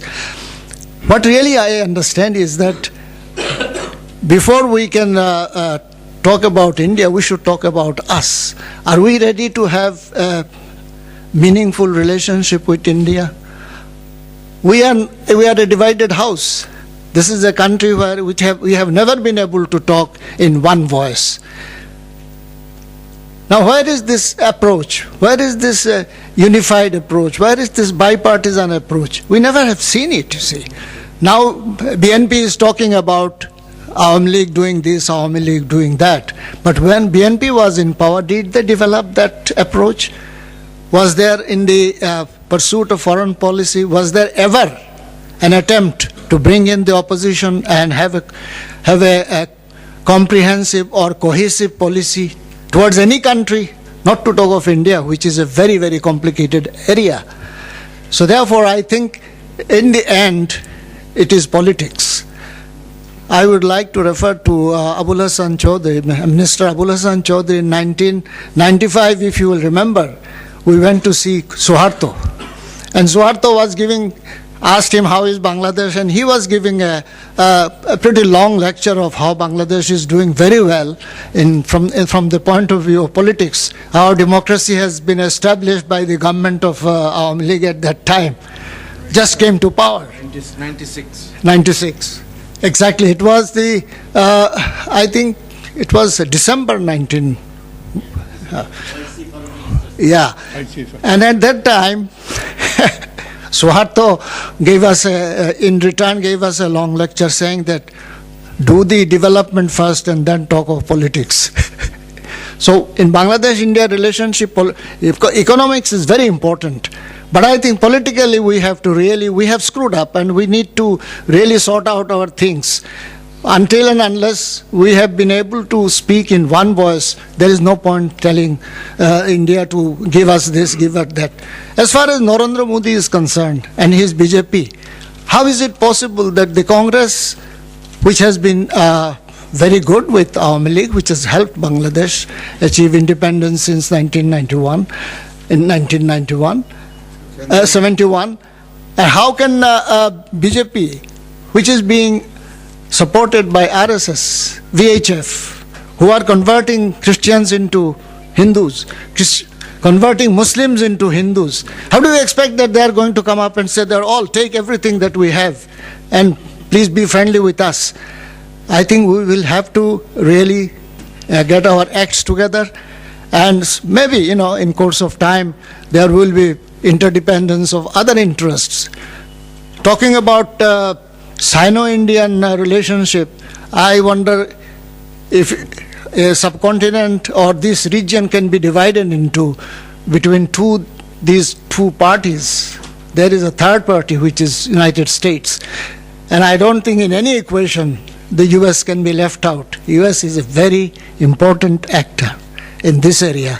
But as far as Bangladesh is concerned, it seems that we have abandoned the United States. United States doesn't matter to us. When we hear the leaders of Awami League speaking, they say, who is the United States? In 1971, they did not support us. So we don't need their support now. Well, in 1971, China did not support you. Then why do you need them now? And in 1971, it is not the United States which did not support us. It was Nixon and Kissinger. Again, I am referring to the books that we have come up. And again, we will wait for the Kissinger papers, which are under embargo, to be released. And when we read those things, we will see more of it. Similarly, Indira Gandhi papers are under embargo. Until and unless we have access to those papers, we will know nothing about 1971. Thank you very much. Thank you, Ambassador Momin. I'll bring it. Now we have the fag end. I heard that food is getting a little bit cold. Still, it's hot there. Don't worry about that. Ambassador Sabiuddin and very brief for Ambassador. Then we'll end with Vice Amir Islam. I think he has come all the way from. I will hear from you a little bit. Okay, Ambassador Sabiuddin. Thank you, Mr. Chairman. I take your hint. I'll restrict my comments. I can assure you that. Now, first of all, let me thank Ambassador Shahzad Islam for a wonderful paper. And since there has been restriction on time, I'll just come to the point. I'll take a cue from your statement, Mr. Chairman, of Professor Myers, that it is people must feel a benefit in relations between countries. So basically, relations between India and Bangladesh would mean that the people of each country should feel that they benefit from this relationship. From our perspective, we have a few burning issues for us. Number one of which is water. It pains me to see that when we talk of water, we are only talking of Tista. We are not talking of the other 52 common rivers that pass through India and into Bangladesh. And I thank Mr. Riaz Rahman for bringing the interlinking project and somebody else who brought in the 16 barrages and Ganges. These are of primary concern to Bangladesh because the lives and livelihood of the people of this country depend on water. It's no use saying that we did not build this barrage or that barrage. Because we remember very correctly that when we first initiated the Tista barrage, we sent our requirements to the Indian side. But when they built the dam on the Gajoldoba, they did not take this into consideration, and now we are left with no water at the Tista. The second is, of course, the border killings. Trading, cattle trading or smuggling does not give any country the right to shoot human beings at the border. If you're talking of smuggling, we're talking of cattle smuggling, we're talking then of also drug smuggling. So this is something which even the Indian leaders have expressed, that when the chairperson of BNP had gone to India and brought this to the notice of the Indian leaders, they have said that there should be zero tolerance on killings at the border. The third is, of course, the trade, and I agree with Mr. Farooq Subhan and Mr. that zero tariff, but the question of non-tariff barriers and tariff barriers remain. And the third is, of course, I told drugs. From the Indian perspective, is security. It is the transit, which you embellish by the word connectivity. And of course, these so-called illegal immigrants from Bangladesh. So these are the concerns which have to be addressed by the leadership of the countries when they sit together. And the other thing that I'd like to come here is the one thing that has been taken quite an importance is the deep sea port at Sonadia. And I cannot agree more with Ambassador Shamsher when he said that what was given has now been thrown into the realm of uncertainty. Why?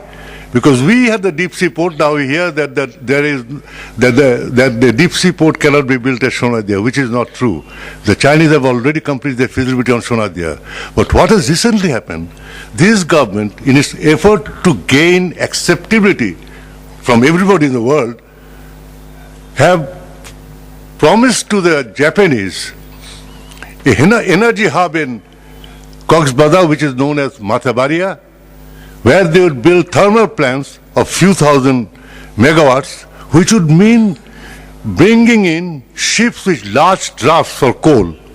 Now, you cannot have a deep sea port for coal, you cannot have a deep sea port for garments, and you cannot have a deep sea port. Bangladesh cannot do that. No country in the world does that. So basically now, the whole question of deep sea port has now been thrown into uncertainty.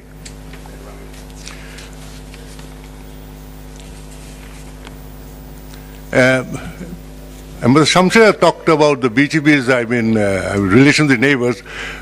While they have not yet spelled out what the relationship with Bangladesh, we can get an inkling of what they are thinking. It is through the invitation to the SAARC leaders at the inauguration of the Prime Minister Modi. That gives an inkling that the BJP government is giving importance to its neighbors. The second is Foreign Minister Sushma Swaraj's speech at the BISS, where she put a stress on democracy. So basically, I think that India will only, but any country or any government in this country can deal only with India if it enjoys the support of the people of this country. Thank you. Ambassador Shahid Akhtar, for a minute. Thank you. Well, I was a little concerned, being on the same side as one of the founding member of TDF. The chair might ignore me, but thank you very much. Okay, good. At least he's given you 1 minute. But we wanted to hear from others, so I'll be very, very brief. I'll not repeat anything that has been said. You see, we have talked about that the subject today is how do we go ahead with our relationship with Bangladesh and India relations. There are many ways and many thoughts many ideas have come forward. But I would go into a very simplistic term that we are in the last 44 decades, we have moved into digital era, and we cannot dial our neighboring country, but there is a company in Bangladesh, Cell company, which has made arrangement they can connect in the bordering area. So it becomes, if we do travel, as said, the people who are more fortunate make frequent trips across the border. So when we do, we have to look for our cell phone, and it takes away sort of time. And and there should be more connectivity through this digital thing. Some have spoken about how to improve the public diplomacy. I would say this is very important, and I think our public diplomacy has not yet picked up the way we definitely like the other side is doing. We are rather slow. We have to put our heads together, and it's not good to say that we are sort of trying to be equal with our big neighbor. It's good to be equal with our big neighbor, but we have to realize our limitations also.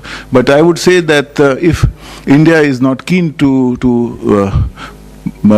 promote an individual as special envoy, but from our side we have many special envoy, but most of them I do not know what they did, but they could have been one for India, only to look after how to bring India closer to Bangladesh and to make a better understanding with India, and that would have helped us. I think the diplomacy can play a big role along with public diplomacy and cultural diplomacy. I think that the people understand, and it makes life easy for everyone. It takes time. If 4 decades have gone, it doesn't matter. We have improved a lot, and Bangladesh is a stronger country. Economically, it's a stronger country. Otherwise, why will people come to do business? Why will people take money from this part? It is strong. That's why they're taking the money out. Thank you. Thank you. I think it was the Fagan means almost right. Bashar Amir Islam, and you know he was associated with framing of the constitution very much from the very beginning. Thank you very much, Dr. Salahuddin. And actually, I'd have preferred to remain more as a listener, because there's so many experts here, and so much to learn from each one of them, from their own experience, having handled diplomacy in all various countries. But as Dr. Salahuddin, I shared with you that I had a long journey to make, and thanks very much. Nevertheless, all that I can perhaps share with you, rather inviting you to have more a vision of Bangladesh-India relationship in the context of the global scenario. And unless we look and we start from a global perspective, anything that you would be seeing is looking at an elephant and then looking at its different parts and think this is the animal. So therefore, we have the big giant, India, of course, and China is the other giant. So this particular area is that way. The two giants are side by side, and then we are trying to look at it. And every little thing that we touch, we feel that that is it. That's the relationship. Whether it's human trafficking, or it's terrorism, or it's border trade, or it's smuggling. And so that's one way that I think it's very useful for the future, if I could benefit from your collective efforts in order to put a total picture so that we can really understand the dimension in which and dynamics in which we live today. So everything has become global. So has terrorism, the fundamentalism, the religious bigotry, and that's being played almost in every country in one form or another. And the latest one that we heard a couple of days back, this is a phenomena that I think we have to be very carefully analyze this, because the latest weapon which is being used in order to destabilize any country, any society, anywhere in the world, is something of this nature. And that, I think, the US say, diplomacy may say, strategy may say, their whole global management, I think they are using this as a very active component of the management. Because we live in a globe where everything is globalized. Whatever you touch, it's global. But at the same time, we do not have any global governance or paradigm in which each power or each nation or state can actually effectively participate. The event which was the result of the experience of the two great wars, that people thought that it would be necessary in order to have each of our security to get and international organizations which will perhaps lead us forward. And that event came into being. And then, since the Iraq War, I think the basis of the UN to remain as an effective and continuing institution is no longer that valid and subject to different questions, and I don't know whether it will be able to play that kind of effective role. So therefore, a global governance is emerging in various ways, starting from corporations to strategies and a question of mitigating the security problems, and the latest one that has you've all seen and we witnessed that has taken place from in the Arab world and the Palestinian situations. So in this paradigm, then you have the tensions in the North Sea, and there's this huge emergence of Japan and Australia being armed in such a manner that there is a preparations for the third round of the world scenario in the conflict is emerging situations that you can see. In Japanese constitution, they have a very clear commitment that they will not raise army, but they have already been armed very heavily. So the North Sea and then the Vietnam-Chinese conflict that is emerging, this kind of a conflict there. We have a new spanner now in Europe, in Ukraine, centering the Ukrainian situation. And the major target now is the Russia and the Putin. Perhaps they can contain that part somehow or other, putting another kind of spring there in Russia. Then perhaps they will have a total spring for themselves. So that's the kind of situation in which we have to look into Bangladesh-India relationship. If I'm able to convey my idea. And in that respect, I would like to be helped by experts like all of you, each one of you. And that scenario has not yet been shared. And therefore, what in that context I would like to put the historical perspective of the Bangladesh-India relationship. Then when we went to the border after the 25th of March, along with Tajuddin, that we went there, so we sent a message because we didn't want to miss the main part that. And we sent a message, and it's a very tall demand we made, said that the two senior leaders of Bangladesh, sovereign Bangladesh, independent Bangladesh government, want to meet the Prime Minister. And we will only enter your territory once we are received with the full dignity and honor of an independent state leaders. And that was a tall demand, and we knew that we will not get an immediate reply, so we were in a little bush, and we said Tawfiq Al-Hayy Chaudhry and Mahbub there. So it took about 3 years and a half. So then there was, as the sun was setting, there's a contingent who came and saluted and took us there. But to tell the story, in order to emphasize that our relationship is built on that message, that whether they give respect to this state that was born. And then this aspect with Justice Govind Chaudhary given information, and may I correct it, in the first dialogue that opened with Tajuddin and Srimati Indira Gandhi, was that this is our war. We don't want this to be internationalized. What we have come here in order to get your support for the regrouping, because we are still on the winning point, but next week I think we are going to have a retreat. And then first is the regrouping and getting shelter in your territory to train our people and to get your arms and get your total support for this movement and international contacts and diplomatic move in order to save the life of Sheikh Mujib, was in prison.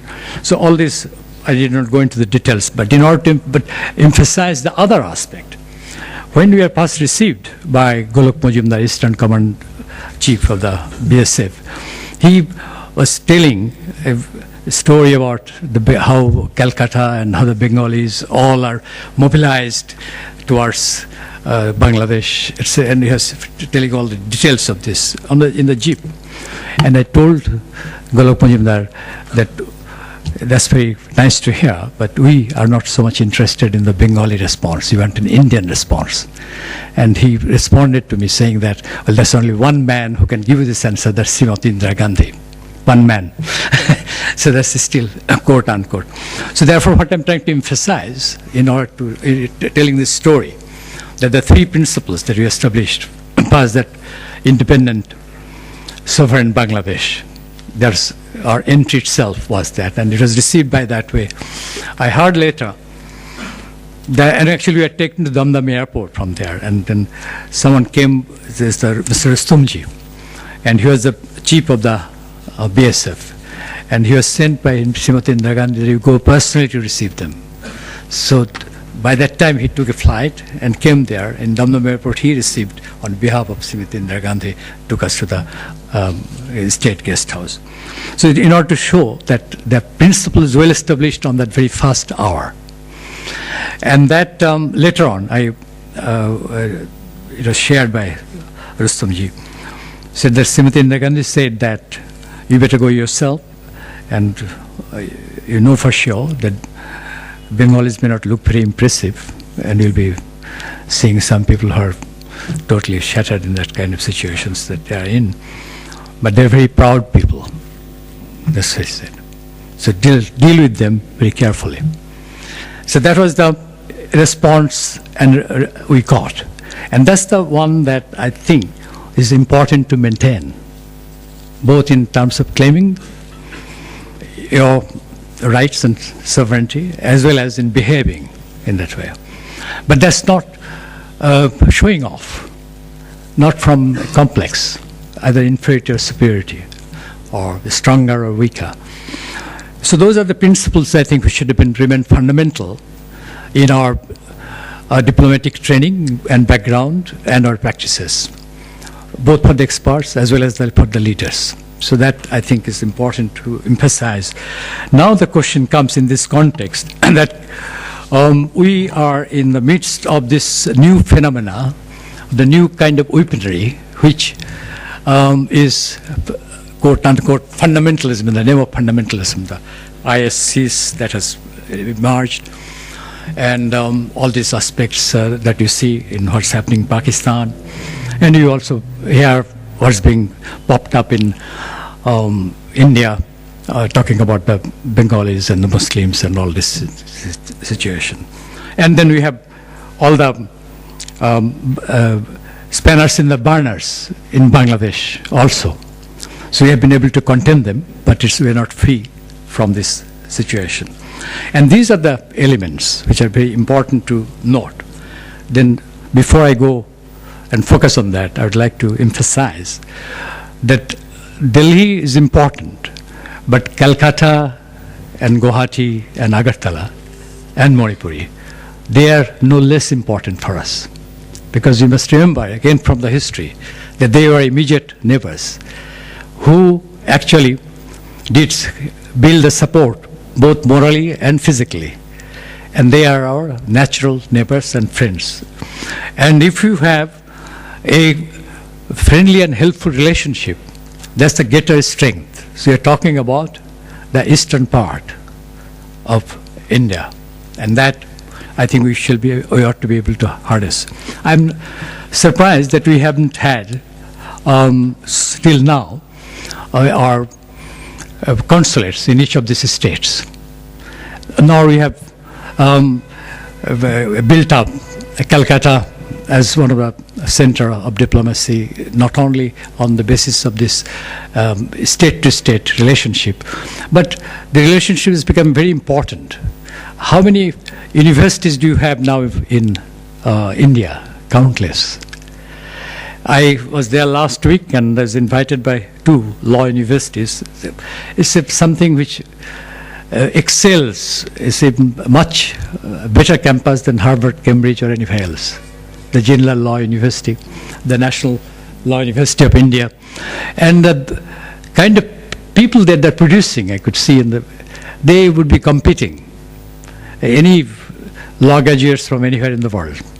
Superb, the professors. Now the manpower question, that what kind of manpower you create in your own country is very important, because our people have tremendous potentialities in terms of their intellectual ability and possibilities. Have we built our universities, our strategies? Someone like Madam Menon told me about 20 years back when he invited me to the Bangalore Law School to give a lecture. And he told me that, look, we lost independence in the Mughal time and the British came. The reason that there's only a Munshi there who knew to draft only one charter with the foreigners who will be coming to do business, that's Pattan. So Pattan lagao.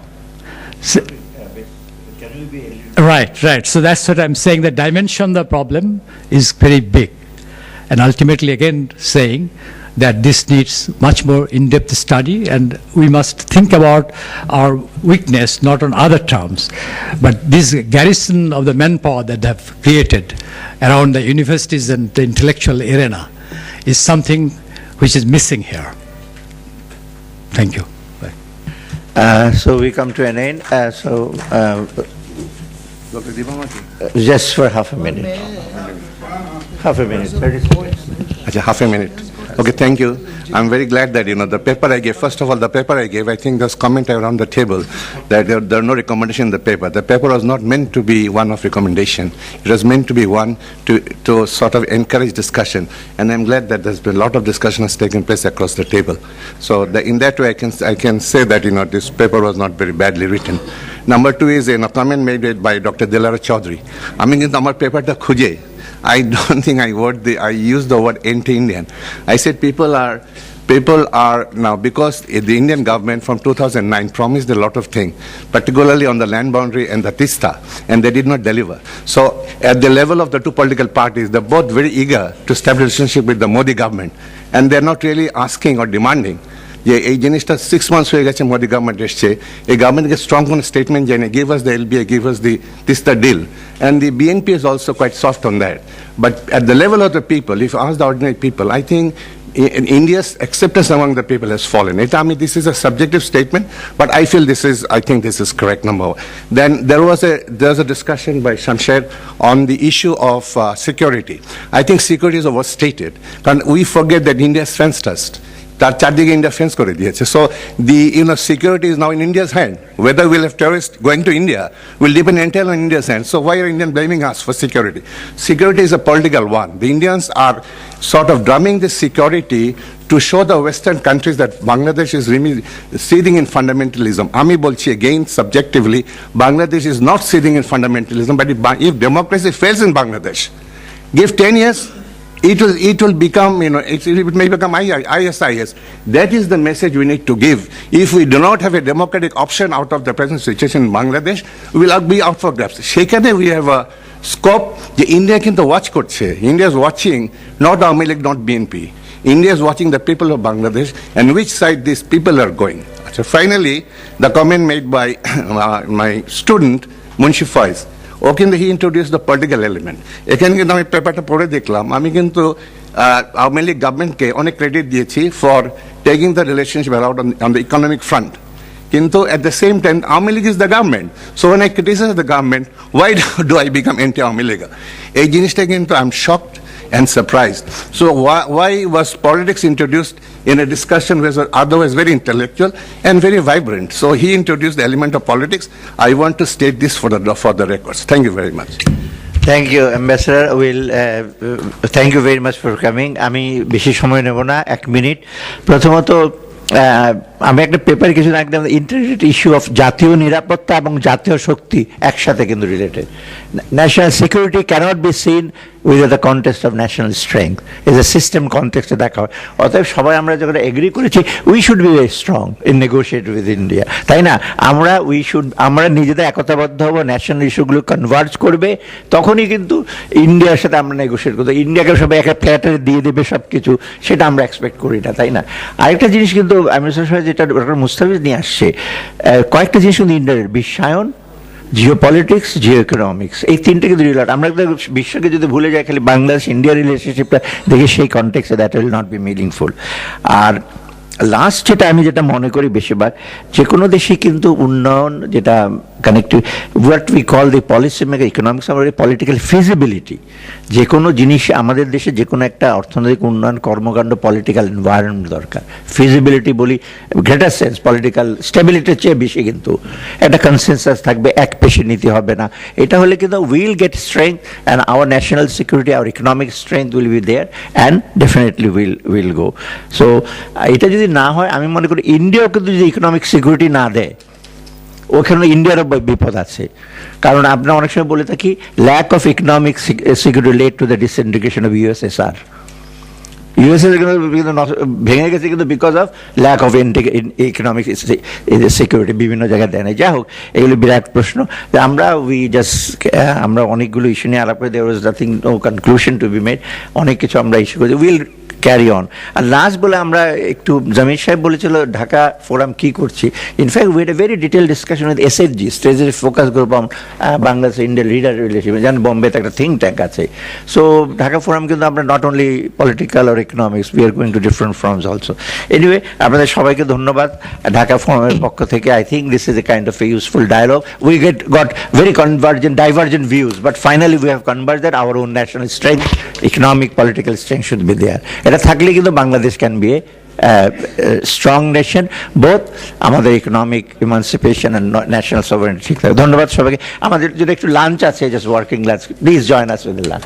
Thank you very much.